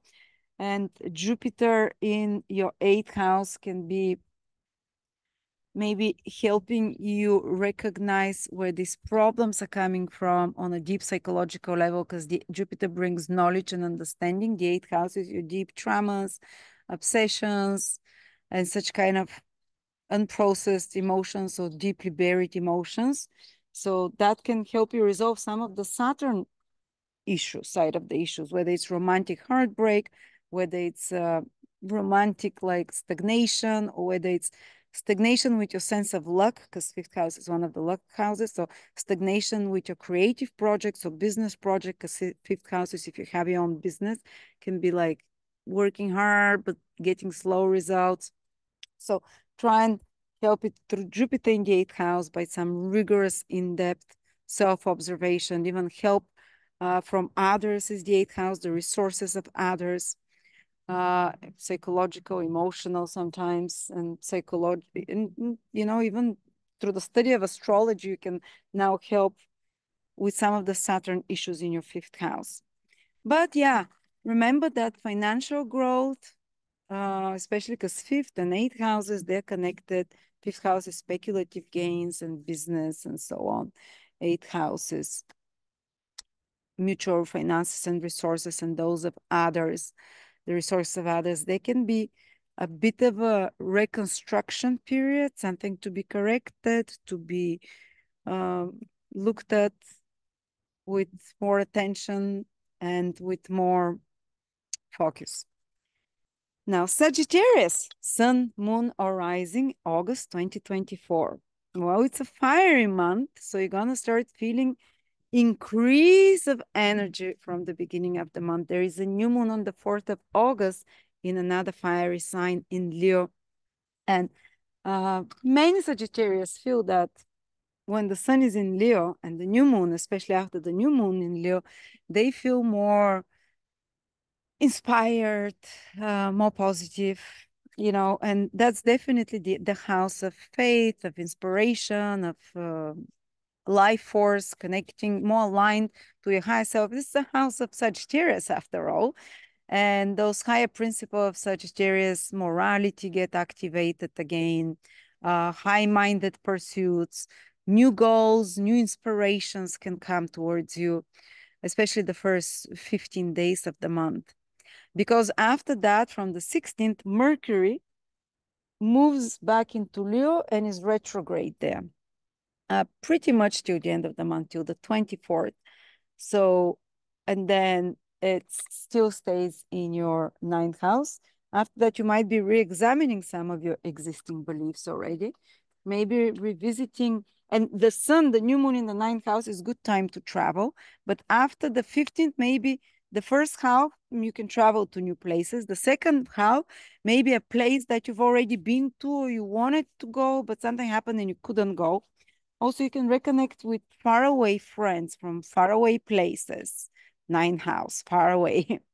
Or maybe you can even They can be important months where you decide to pre-qualify to ninth house is where you want your future to go. It's your education as well. Um, and re-examining your beliefs, re-examining where you're heading. And you might have such dilemmas or conundrum. Um, and especially there might be some clash verbally with others about your belief systems this month, especially the second part of the month, because Mercury in your ninth house of belief systems, whether it's your ideological, political, spiritual, is square Uranus, Sagittarius for you. And of course, that can be sudden, like flares up on such topics or sudden realizations. Mercury retrograde looks at things very differently about seeing a bigger pattern in some way and seeing really the the the puzzle of your life from a very different perspective, very unusual perspective. A retrograde planet already looks at things very differently, and Uranus can help you see it from such a unique angle and have like aha moments this month towards the second part of the month very strongly as well. And so that can be some eureka moments for some of you, but also there can be some surprises for documents for travel, the second part of the month, for documents for education, something that gets a bit more complicated. But from September, it gets better because Mercury gets direct on the 24th of June, August, but then it squares Uranus again. So any kind of delays or problems with papers, with anything coming to you from abroad or communications with educational institutions or teachers or you teaching in any way, it all gets sorted out, or legal matters, which is the ninth house. It all starts getting sorted out in September, while in August it's a bit more not according to expectations, more surprising, more unusual, let's say. Um, but yeah, but also Mercury, the first part of the month is mostly retrograde in your 10th house. So there might be some reconsideration of career, which leads you to thinking maybe I should study something else when it moves to the ninth house or brush up on some old knowledge. Or maybe you're working, but Venus is making sure your career is doing well here because the whole month it's here in the 10th house. But you might be revising some project, having some clarifying conversations with authority figures or revising your strategy and plan of action with whatever your worldly responsibilities, whether you have a business or work for someone or you stay at home, you're kind of revising this whole worldly activities that you have and reconsidering how you're presenting yourself to the world, your for me very often is I work on some old project that I'm completing then or revise it. Or of course, there might be some clarifying conversations needed with institutions for papers and documents. The very early born Sagittarius, they would feel this Mercury retrograde the most. Those in the first 5-6 degrees of Sagittarius, they feel Mercury retrograde more like the proper Mercury retrograde. They have to do something differently. Plans can be confused, but they need to put extra efforts into things, more cross the I's, dot the T's, as they say, with more rigor. But Mercury is very good in Virgo, even when it's retrograde. So the final result can be much better project or whatever you're trying to do with more attention to detail, with more security overall, more practicality, more streamlined, more clean and efficient in some way of your work. Usually the 10th house might be work or some other important work you're doing. So yeah, we have this 9th house energy, this 10th house energy. And some of it is good, some of it is a bit more challenging. But the really important event this month is that Jupiter, the planet that rules you, will square Saturn for the first time in 20 years in an opening square. It had a square in 2016, but it was a closing square. But if you want to kind of know the energy of Saturn-Jupiter interaction, even though every time is different, every kind of 4 years this happens. 2016 it happened. What happened to you? 2020 towards the end it happened. The whole 2020 Saturn and Jupiter were together. And now 2024 and into 2025, we're going to have this energy. And this is only the first hit. There is one right on Christmas. And now this one is in August. Pretty much the whole August is under its influence, but the 19th is the peak. But it's a correction of the course. And that's specifically powerful for you, Sagittarius. Those Sagittarius born in the middle degrees, they'll feel it so strong, like 14, 15, 16, 17, 18, 19, around those degrees, because that's where they're squaring. But because for Sagittarius, it's happening on an angular houses. And this is very pivotal year for you, Sagittarius. Actually, some of the most important years in my life was when Saturn and Jupiter were in square. And some of the biggest manifestations as well. Because don't forget what I said at the beginning, the intro of this class, is that the ancient Vedics, they consider the Saturn-Jupiter square very powerful manifestation on angles. It's the cross material manifestation, the external reality changes. I would like to explain it when they're on an angular aspect. It's like turning of the wheels of the car, but the square, so it shakes. And it's not like sliding into something, but you're moving and your life is moving in big well.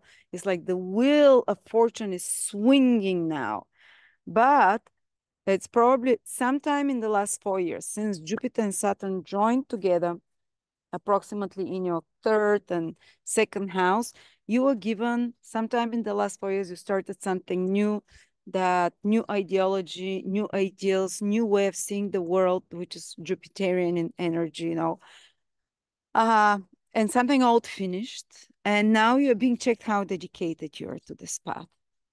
And it's going to be very noticeable to Sagittarius this next 6-7 months till the end of the year and into January. Something big can turn in your life, Sagittarius. And this is, look at what the houses are involved: relationships, seventh house, family, place of living. So I'm not saying it will happen exactly on August the 19th. I'm giving you this window almost to the end of the next year, this year, the beginning, the first month of 2025, even when this aspect repeats. But your life can be turned around. And don't worry, it's for good. I know. It might feel shaky, but something big, like big change in relationship, or you might be tested. Are you committed to this partnership? And if it's not, course correction, and it's still growing. Jupiter is growing aspect between Saturn and Jupiter. So even if it's not the right course, the right place of living, the correction that comes allows to something new to come into your life, or someone new. Also, there might be, if you're in the right relationship and there is a test from Saturn, especially towards your relationships, prove it. This is what it is. Can you persevere and overcome whatever the challenges are? Especially the middle of the month is quite tense till, I would say, from the 14th, 15th, 16th, 17th, 18th, 19th, 20th. When Mars is also involved, Mars with Jupiter and Saturn, there can be some escalation of a situation that directly influences you. Saturn is also looking to your career house. Jupiter is looking at you. So this whole cross of you, me, and others, a husband or any other person or wife, my family and my emotional core and my worldly responsibility and duty and my career, those 4 pillars of one's life, of your life, can be under question now. So a big surprise can happen, or a big withdrawing into a more reflective space and reconsidering course of direction. It changes into a new direction, or you start being reflective and thinking, is this the direction I should be going towards? Or maybe or if you feel very committed to that direction, whether it's a contract or agreement, whether it's your family situation, or even something to do with career, because I don't know on this cross exactly where it's gonna activate and hit you. You have to say, okay, now I'm given a chance to make it more realistic, more grounded, to correct it, to make it more in alignment with the law, let's say, and to test the universe is testing your principles, how principled you are in that area of life with others, even if there is some kind of a disruption of a contract with another, here Jupiter, or questioning of a relationship. Are you going to be moral and principle enough to be honest? Jupiter demands honesty, because otherwise Saturn can bring very serious consequences. Are you willing to be emotionally honest with yourself and to be principled in your actions towards others? At the same time, for some of you, it can mean a big change, moving somewhere. Again, in this period from August till January next year. For others, it might be that you really want to expand and grow, maybe expand your business. Seventh house is connected to business, to reach out to new people, to meet with new people, or maybe you want to reach out to more clients. But Saturn there squaring Jupiter in your seventh house from the fourth is saying, wait, maybe there is a different way to do it. Wait, not so fast. Have you examined your family past or the ancestral blockages as to why things are not going there as you want? Or maybe Saturn asks you, first focus on your foundation, do the responsibility towards your family, towards your closest, before you allow expansion in the seventh house areas, with expansion and growth with career, with contracts, with clients, with popularity, or in a personal relationship. So something, it's Saturn is asking you to examine the blockages that stem from your early childhood environment, Saturn in the fourth, from your ancestral lineage, in regards to those seventh house matters, and in regards to your own emotional attitudes, let's say, and your mom's ones, and this side of the family. Or so this can be this kind of an internal work, while externally you will be able to see big changes and even manifestations happening in those coming months. Fascinating, isn't it? And just don't get lost in this situation where you feel, because the seventh house is also, you want to reach out outside of yourself. The seventh house is the big world away from you. Maybe you want to go away, abroad, or far away from where you are or how you feel. And there is this pull, but then someone, Saturnian, says, you can't do that. Or it might be your own inner voice disguised as the voice of yourself, but it's that maybe your voice of your mother or one of your parents from childhood. You can't do a lot. You can't do this. Why are you reaching so high? Please, we have an expression. Every frog should know its swamp or whatever. So it's like, stay where you are. It's like, so this might be this conundrum, this energy playing out for you. You want to be out there, but then something inside of you is like, so you have to examine those things, but don't think you can't go. This Jupiter square Saturn is actually working for Jupiter, because Saturn is working for Jupiter, even though it might be in more harsher ways, because Saturn is in the sign of Jupiter. So ultimately it's doing the bidding of Jupiter. So it will help you expand in away from yourself in different ways, in anything seventh house. Eventually, it will just make you work harder for it. And it will ask you first to overcome your fears. And that's it. You have 5-6 months to overcome your fears connected to where you want to grow and expand. And because you feel like you're pressed at the corner, there won't be a choice now, and you'll be like, no, I can't do it. Yes, I can. No, I can't. And it's eventually something will topple that square-wheeled cart to move. So it's just things will come, so just preparing you. All right. So this battle between your fears and what you really want to do, of course, be true to yourself. Don't let those fears and limitations hold you down, but don't lose your opportunities because you're very unrealistic about it as well. So this balance in between. Now, Capricorn, Sun, Moon, Rising, August 2024. Capricorn, the month starts with new moon in your 8th house. Here you are. Here is the new moon here. You have every year new moon around July and August in your 8th house. So nothing earth-shattering. but maybe they can be more focused on things related to eighth house, like more intimate bonding or more deeper psychological introspective. Maybe some light can be shined and renewal of uh, interest in the occult, in psychological topics, in matters concerning digging deep within yourself. And Mercury retrograde will be there, especially from the 15th of August as well, which still continues to be this new moon lunation for a whole month day in your eighth house. So you might unearth a lot of secrets about yourself, or about secrets about others, or about your deep motivations and behaviors. It's extremely good month for psychological work of any sort, or astrology work, or learning psychology, the occult, and so on. If you're in any such careers, might be very good period.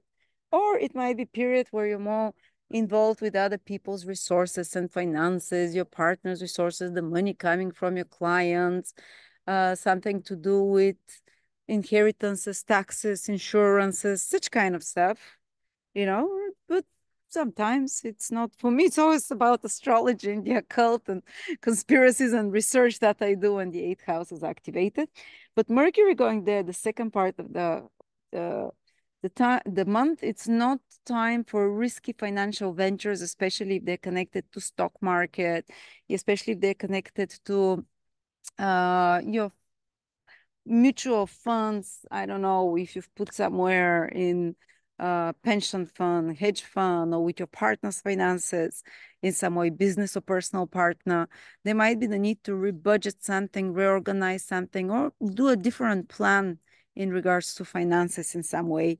That, and because Uranus will be square by Mercury in your eighth house will be square by Uranus, there might be some expenses, and they might be on good stuff like children or entertainment, or but try not to do it on speculative investments, which is also the fifth house, because it can backfire. But from the end of the month, from September, basically, you can again do it. You have the, after Mercury ends the square with Uranus, you can do it again. Or if it happens that you have those expenses and have to rebudget, well, it is what it's showing. Don't be shocked, don't be surprised. It was divine plan. Everything is on, even if it was surprising or whatever, it's on time and how it's supposed to be.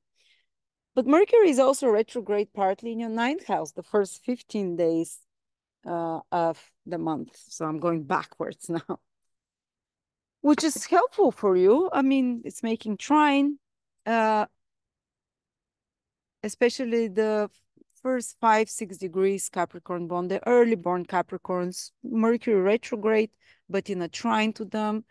It can be very good time to reconnect with someone, with people you haven't seen in a long time, or to go back to some old knowledge or information or classes or teaching or some project to redo it. Everything will be going smoothly. There's something about going back or re-examining somehow your beliefs to some extent, re-examining the direction you're going, and uh, the people that are your heroes, that are your teachers, maybe reconnecting with them or with some old teachings. So with your own inner guide, getting more introspective and reconnecting with it. But it might also have to do Mercury retrograde in the ninth house, some legal papers, stuff like that, that you have to Mercury retrograde them. It's like, oh, something get lost, or you need an extra paper document, or return it, or some legal things, delays there, but nothing too extreme. But then when Mercury goes to the eighth house, now it's a bit less, the second part. It's more unsettled because it's square Uranus. And there can be some kind of expenses connected with other people's resources, your resources, you know, and such matters, alimonies and so on, that it might feel more frustrating overall this month. But the final result again can be good, but in September. But the big event, Capricorn, like I've been saying for everyone, is that Saturn and Jupiter will be square. And this is very important for you because Saturn rules you. And Saturn squares Jupiter, specifically in that opening square, once every 20 years only. So it's like your own personal Saturn square Jupiter.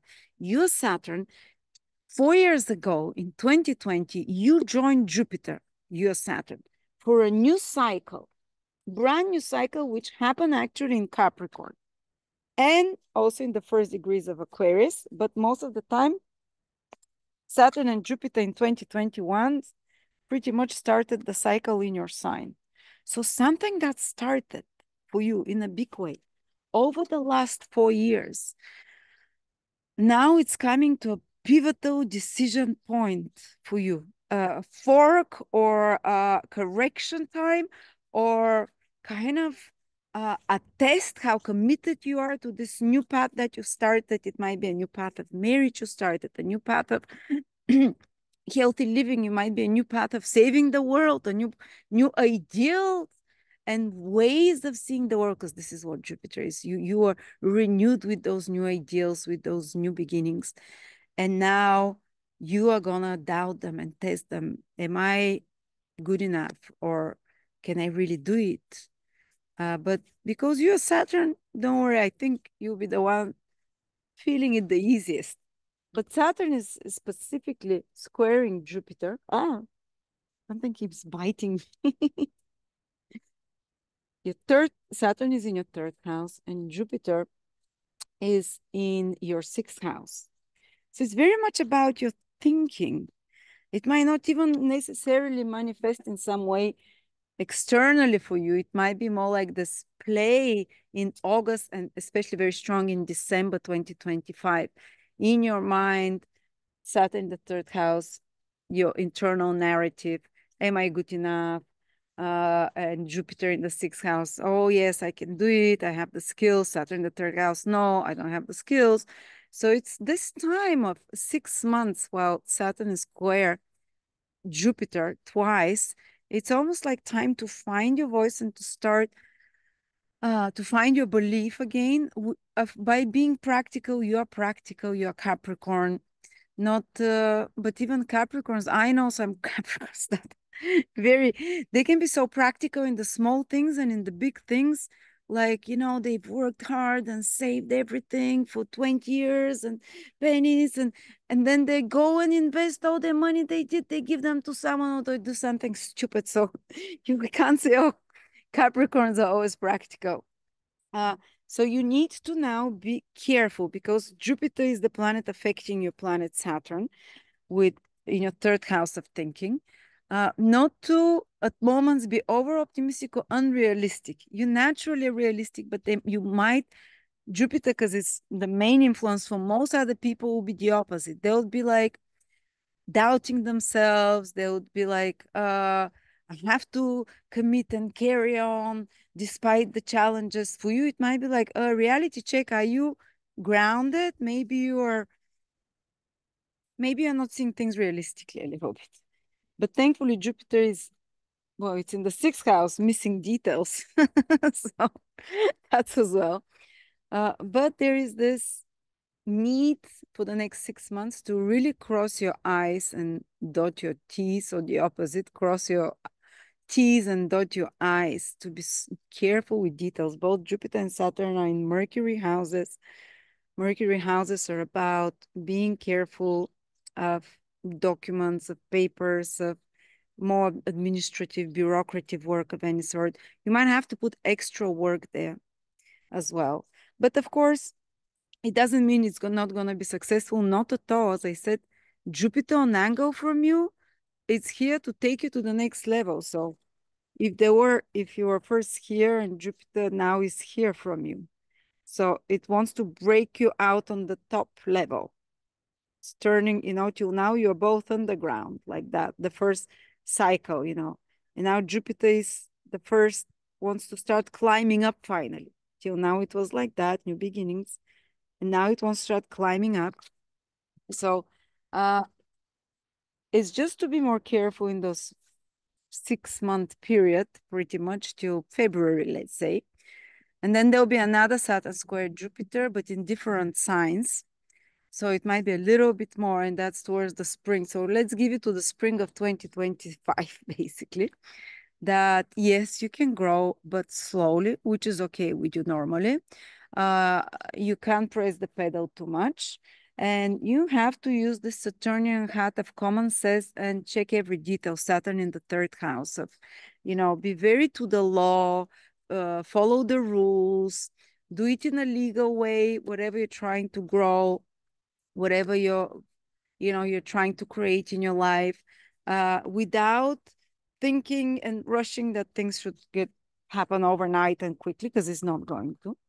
But there is Jupiter in your sixth house really wants to, it's moving direct right now in August. And it's like, oh, I want to expand maybe with your career, maybe with my worldly responsibilities, maybe with more employees or business, or maybe a new direction of my career. And Saturn in the third house says, yes, but you need to do a lot of mental calculated thoughts, uh, moves, and you need to make sure that, again, papers are correct, and maybe to not to rush too much, but also don't allow the negative voice of Saturn, which is quite self-critical when in the third house. Currently, at least, you might notice that since a year or two, you might have more negative self, kind of like beating down on yourself. The third house is how you talk to yourself. But also many people say they find their voice when Saturn is there. They teach to be more structured, organized with their thoughts and with self-expression and in the environment. So yes, I want you to be attention to detail. When you start hearing sometimes the voice of the critic, but there might be at other times, because Jupiter is aspecting planet that is you, the voice of too much optimism. So this is where you have to find the balance, and no 6-7 months of adjustment period. So you can go to the next level. All right. Now, Aquarius Sun, Moon, or Rising, August 2024. The month starts with a new moon on the 4th of August in your 7th house, Aquarius. That immediately every year around this time, August, part of July, Aquarius have a new moon in the 7th house. So that can be where you can connect with others more for the whole next month. So from the 4th of August till the beginning of September, it can be a more social period, let's say. Mercury also goes retrograde in your 7th house. From the middle of the month in particular, you can reconnect with people you haven't seen in a while, especially if you're Aquarius rising in the last, Aquarius Sun, Moon, or Rising in the last 10 degrees, you'll feel it very strongly. But though other Aquarius might see that new people can come into their life, especially the first part of the month. And it might be even sometimes relationship related, or new contracts, new business contract, and also new clients, because 7th house is like the renewal of clients, the renewal of popularity, putting yourself out there, which is the 7th house. And people reconnecting, or new people appearing as well, new contracts and agreements. But because Mercury also goes retrograde from the middle of the month, from around the 15th, 16th in your 7th house, the second part is more like people from the past can come back, or you might be rethinking certain contract or a marriage or a relationship, or be having a clarifying conversations with partners, business or personal, to end this. And there might be things that come up suddenly, shockingly, because Mercury in your 7th house will be squared by Uranus. So there might be something that throws off your plans with another person, or another person appears and surprises you with something, or you find out something surprising about someone you've already known. Or something just creates, like, I'm expecting friends when Mercury goes retrograde in my 7th house that I haven't seen in a long time. And she might at the last moment say, I'm not coming, or God forbid something worse might happen. But let's not, but it's just be aware that the second part of the month is less reliable on others. They might be more sometimes either flaky or unstable, or they might surprise you in some ways. It might surprise you in good ways as well, because you're in a surprising energy. But what Mercury retrograde in your 7th house while square Uranus, there might be a bit of a shakeup in relationship, partnerships, business, collaborations of some sorts as well. So be prepared for that. The least case scenario, the schedules might not align. The worst case scenario might be like sudden surprise, that a rupture in some way with some contract or agreement or personal relationship. So that's when we have to be more careful, but still Mercury retrograde in your seventh house definitely can reconnect you with people, with an old boyfriend, girlfriend, or you can hear from someone you haven't heard in a long time. Some old collaboration might come back to be restarted, or some project that you're working on with another might need extra work, final details, attention to details, redesigning, redoing. But yeah, you see, there is this strong focus there on others in some way. And Mercury is for a little bit, the first 15 days retrograde in your eighth house first. For some Aquarius, this can still feel like the seventh, but there might be some important conversations about intimacy that are happening, some secrets coming to the surface. Venus is also there in your eighth house the whole month. So it's kind of easier to gain the confidence of others and to have deeper conversations with Mercury retrograde there, but also to delve into secrets and to delve into the occult, conspiracy, and to have deeper penetrating observations about more taboo topics or even about psychological and your inner motivations. Also, it can mean that you can gain from other people's resources, or you can gain something from another, or other people's money or clients' money can be, but also Mercury retrograde there, you are revising something, readjusting something in your mutual finances with your partner. You're redoing something possibly as well. There's some shifts happening. So this is, but the really important event this month, Aquarius, is that Saturn, the planet that rules you, is going to be square Jupiter on the 19th of August, but you'll feel it the whole month, and then you'll feel it again in December and January 2025, December 2024 and January 2025, and then again in the spring, I think May or June of 2025. So it's the start of a 10-month period of a square between Saturn and Jupiter. And I describe it like turning the wheel of fortune when they're together. This is how they're both on an angle of the wheel of fortune. They'll make it spin. It's like the cart of your life is going to spin because you're Saturn, but it might spin in a square way, square wheel. So it shakes up a bit and it stop, start, stop, start. This is how, but the big changes are happening. And in particular, Saturn is in your second house, Uranus. And by the way, this is so important. Why? Because Saturn is making its first square. Jupiter is making its first square to Saturn since their conjunction in Aquarius. In 2020 and 2021, Aquarians, Sun, Moon, or Rising were given a new direction in their life. Over the last 4 years, you started something new in your life. So based on the change of your beliefs, your ideals have changed. Who you as a person has changed. You have an important role to play over the next 15, 16 remaining years of the Saturn-Jupiter cycle, which started in your sign. And now something is really coming to a peak. It might be maybe the efforts of your work for the past 4 years might manifest, because the square is a manifesting aspect, but not without hard work. It's not going to come like you flow into it. You have about 10 months to manifest it, something that you started over the last 4 years. You have 4 months to manifest it, but hard work. And also, it's very much about reality check.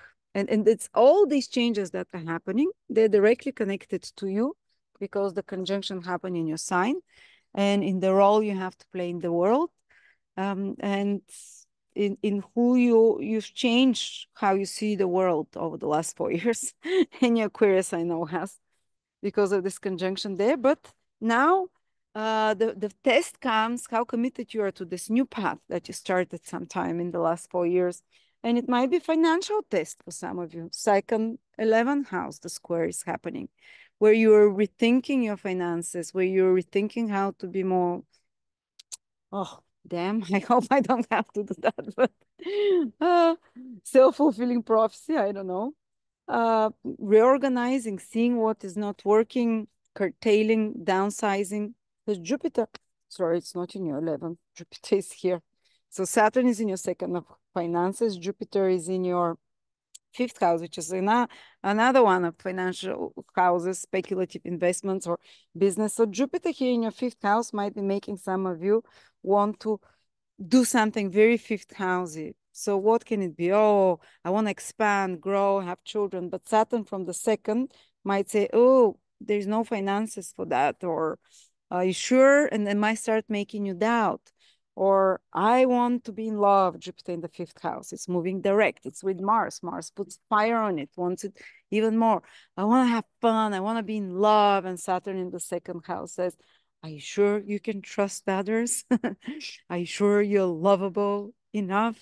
Are you sure you're worth it? So this game of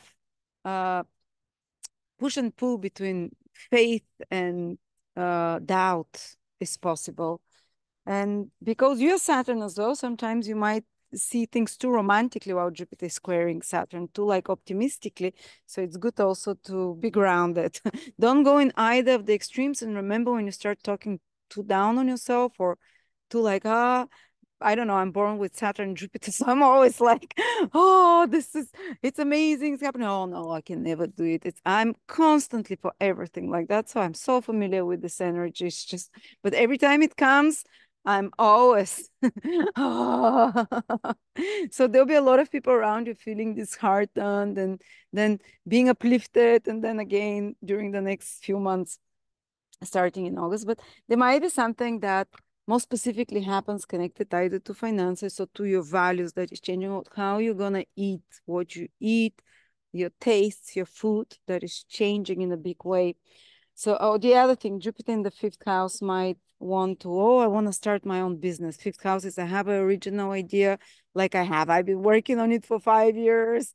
It's not coming out, and I'm looking now, Saturn's gonna square, and it's like from the second house, and second house is also others that might be helping you. So it's like, oh, okay. And Saturn can be us. We might be slowing down the process ourselves. So there might be something that, oh, but you really feel that it's your mission to do this Jupiter thing. It's some goal, it's some idea, it's some original thought. It might be a business, it might be a child that you want, it might be a romantic relationship, it might be some kind of self-expression to dance on a stage, some new creative hobby. Saturn might be blocking it or slowing you down, but at the same time, Saturn is saying if you really want it, you have to do the hard work and then I'll reward you. Then I'll reward you after 10 months or something, after more efforts. So now is the time basically for more hard work while keeping the faith. Being realistic, but keep the faith. Don't get lost in either one extreme or the other. And Jupiter in the fifth house can give you a lot of fifth house rewards.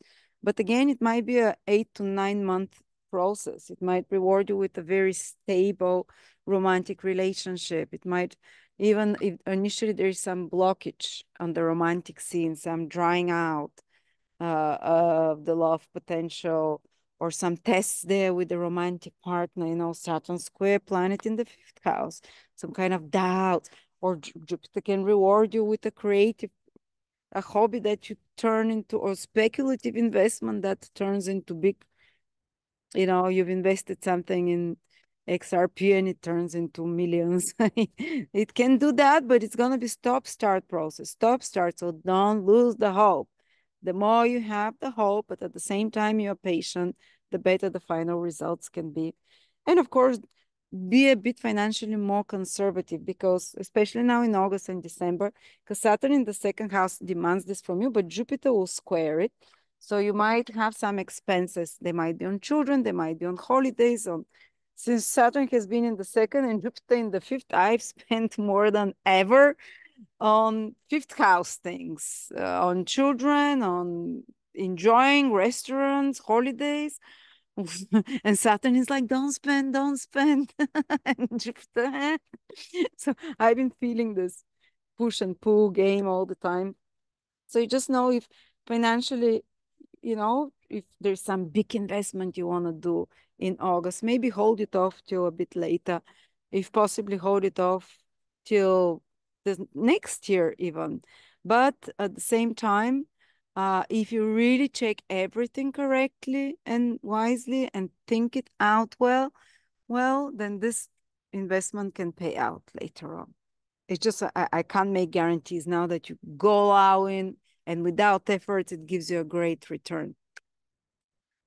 Okay, so yeah, this is it. Let's go to Pisces, Sun, Moon, or Rising, August 2024. It starts with a new moon. Oops, Pisces in your sixth house. So they can be from the 4th of August, this new moon is active for a month after that, till the beginning of September. So they can be a renewed interest in taking care of your health, for example. They can be a renewed passion because it is Leo after all, energy into your work, or maybe for some of you, it might be, especially the first 2 weeks of the month, some new direction in their career, new project that appears, new workmates, or something change in your work or working environment, or renewed passion to do the dishes, to do laundry, to take care of, to be willful in the Cinderella role. I'm just kidding, but you can shine as a Cinderella because Leo is your sixth house of the workhorse.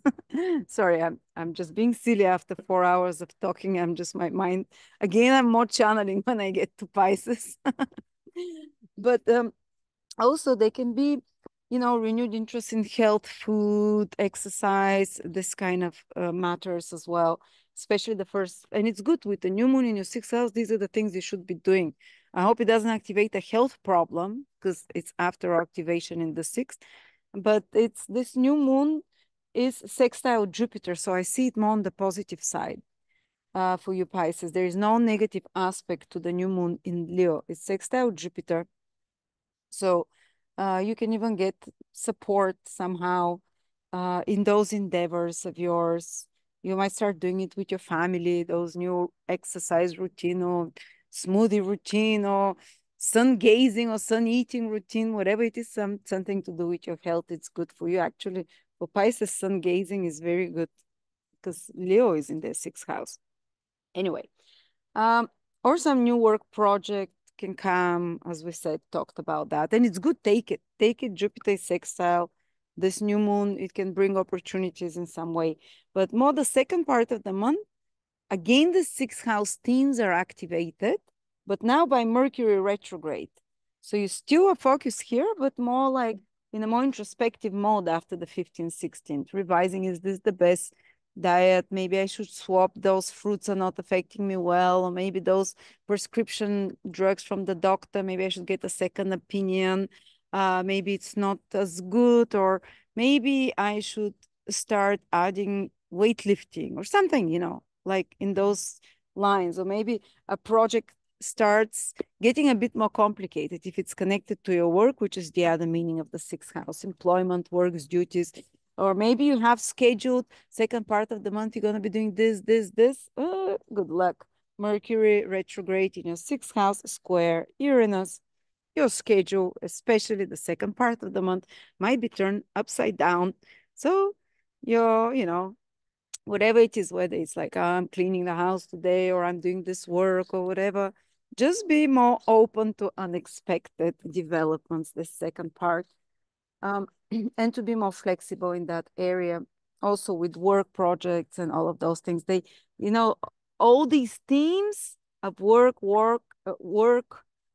duties, and health start the beginning of the month much more predictably, positively. Yes, start something new if you can. It's very auspicious, even though Mercury turns retrograde from the 4th.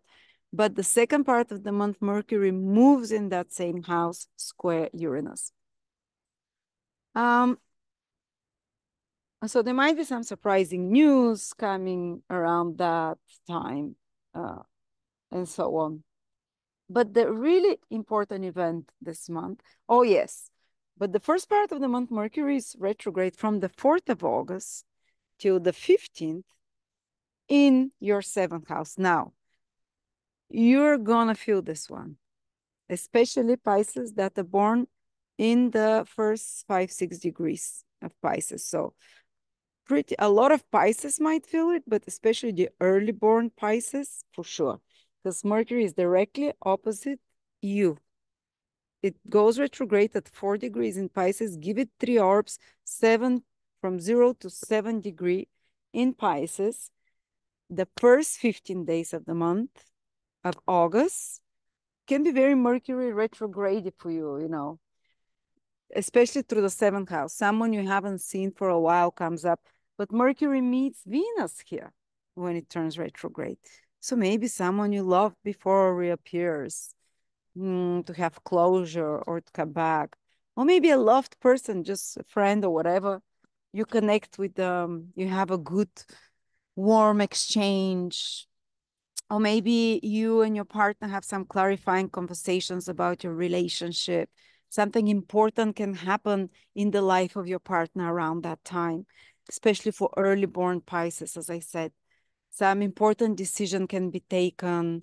Um, I think it's more for the good because Venus is there with this retrograde Mercury in the 7th house, and it's not making hard aspect. Mercury, well, Saturn, but it's more far away from it. They might be re-examining certain contract the beginning of the month and the end of July, maybe being put on hold or some having to agreements or reimagining the terms of conditions of a relationship or terms of conditions of a re-examining the clients and maybe re-examining your approach to clients or to others overall or something coming to you that has to be spoken and said that's been buried for a while from the past, from you to from another to you. And of course, 7th house can be clients or people you communicate in any way as well. They might be like, oh, you missed that, or you might be like, you missed that, and we have to correct that, and so on. Or you might be just working to finish some project with another. The first 15 days, and then Mercury retrograde goes into your 6th house. So that's more behind the scenes and again, details, and but also being more surprised because whatever you're expecting, Mercury square Uranus, there'll be some disruption in the schedule. But by the end of the month, Mercury starts leaving that space. It's direct already. So things come back to normal, whether it's to work, matters, or relationships. But now the most important part of this prediction, Pisces, and this is going to affect you, one of the signs together with Sagittarius, Virgo, and Gemini. This is the aspect of the year for you, and it happens twice. Saturn square Jupiter, around 15, 16, 17 degrees. Let me check exactly the degrees or the days. Yeah, it's around 17 degrees, 16, 17, 18, 19. If you're Pisces around those degrees, this can be such a life-changing month for you. We have a square, T-square between the most important planets for the external life of one, for their social status, for the role they're playing in society, on angles. The angles are the pillars of your life. This is you, your health, your physical body. This is your family, anything that holds you. This is all the people in your life, 7th house, and this is your career and mission here in life. This is they with their cross aspect, you see, they make a cross. They activates the pillars with their 108, with their 90-degree aspect, the pillars of your life. This is they're spinning the wheel of fortune for you. They are, especially if it's from your sun, from your ascendant sign, even from the moon sign, it can be. And it's over the next till February, I would say, 2025. Saturn and Jupiter will square again in December, at the end, and January. They'll start moving away from February, and then they'll square again, but in different houses in the spring. But because now they're on angle for you, I think this is pivotal, those 7, 8 months ahead of you, to take some big decision, because this angle that they make, it's an angle of reality check, uh, having to work harder, especially if you realize you're on the right path and this is what you want. There's some obstacle that appears, you work hard on it, and then the reward comes and you move to the next level. The winds, the the wheel spins. So by next spring, your wheel would have spinned to, depending how you handle this lesson, up or down. I wish you all to go up, but it's a growing trine, the sextile, growing square for Jupiter and Saturn. They met 4 years ago, somewhere in your 11th and 12th house. In 2020 and in 2021, they met in those two houses. So you were given a new ideal. We all did sometime in the last 4 years.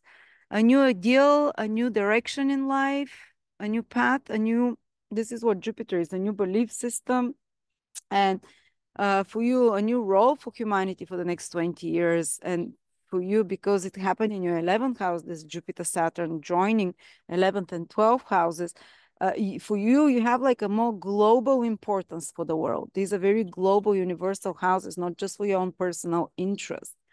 And whatever those ideals shifted, you have another 15, 16 years to put them into reality. And now is a pivotal time of the universe testing you. Are you willing to follow this long-term goal and dream that Jupiter and Saturn initiated in your 11th house 4 years ago? Maybe you just decided 4 years ago that you want to contribute to the world. Maybe you still don't know how. Maybe you decided that you're going to go and live in a community, or maybe you decided that you want to gain and earn independently from the system. I don't know, something shifted big way for you. Or maybe you started some friendship or some relationship that shifted your life. And now the universe is testing you, how committed you are to it. And it's giving you kind of a hurdle, an obstacle, by delaying things, by making them more, requiring more effort, more consistency, more attention to detail. Put that and you're done. And Saturn is kind of trying to reign in your Jupiter, your idealistic Jupiter. And it's in your sign, so you're much more practical than ever in your life, Pisces. Maybe you're feeling it much more grounded, much less out there, much more into your body, even though it might be very testing and you might feel smashing sometimes. But Saturn is also aspecting the planet that rules you, Jupiter, for the next 10 months. On the August the 19th, you'd feel it strongly. So most of August, then December very strongly, then towards the spring when it repeats. But this Saturn is bringing you down. Reality check, whatever your long-term goal and whatever your dream in your life is, or purpose, or something that you're focused on now, Saturn might slow things down, make you doubt it. Can I do it? Or is that even possible? But at the same time, Saturn will help you really see the limits of your abilities, and maybe it's unrealistic what you want, or certain aspects of it, and help you correct it and help you bring it down to earth. But the final manifestation can be incredible. As I said, it can really spin the wheel for you after that. And the moment Saturn and Jupiter start moving more in trines with each other, I think it will happen in a couple of years from now, that's when really you see the unfolding, the rewards, let's say, of the efforts that you made now. But now is the time to try harder, and to not to lose faith.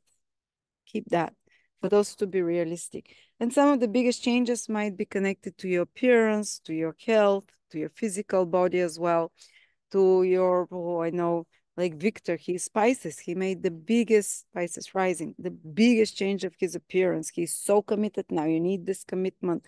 But at moments, you might feel like you've hit a wall now, and now is the readjustment process for whatever you've been doing in the past 4 years, to upgrade it, to make it more streamlined, more efficient. These are the words Saturn wants, but don't abandon your goal. This is what Jupiter is. Don't abandon your dream unless it's very anti-human and absolutely ridiculous and unrealistic. If it is, Saturn will burst your bubble now. If it's truly not where you've gone, the right direction for you. But you know, Saturn can burst this bubble for you. But if it is still, it will just make it more realistic for you to break it down in smaller steps. And instead of trying to see, oh, I want the final picture, just today I'm doing this step, today I'm doing this step, tomorrow, but every day consistent work or every week or whatever. And keep that faith, Jupiter, and Saturn will manifest the results for you. And just don't get despondent and discouraged. That's my message. Also, Jupiter in the fourth house might want to expand. Jupiter wants to expand, to grow, to be free from parental or family responsibility, I don't know, or to go and live somewhere else, or to expand on property or on family, or emotionally to feel free, the fourth house, which is great. But Saturn here says, but you first have responsibilities to take care of. And there might be like challenges, maybe to career, to relationships. I don't know where, but something will need to be slowed down first, examined, even if it feels disappointing, to keep on the faith, to keep building on it, to correct it a little bit, whether it's in career or relationship. Again, I don't know which one of those 4 parts of the axis will be. But you write to me within a month, towards the end of August, which area of life is it? So that's my August 2024 horoscopes for you. Thank you again for your patience. Hope the timestamps were helpful. And be blessed and do the best from the Jupiter Saturn Square. Again, it's really like a moment to spin the wheel of fortune.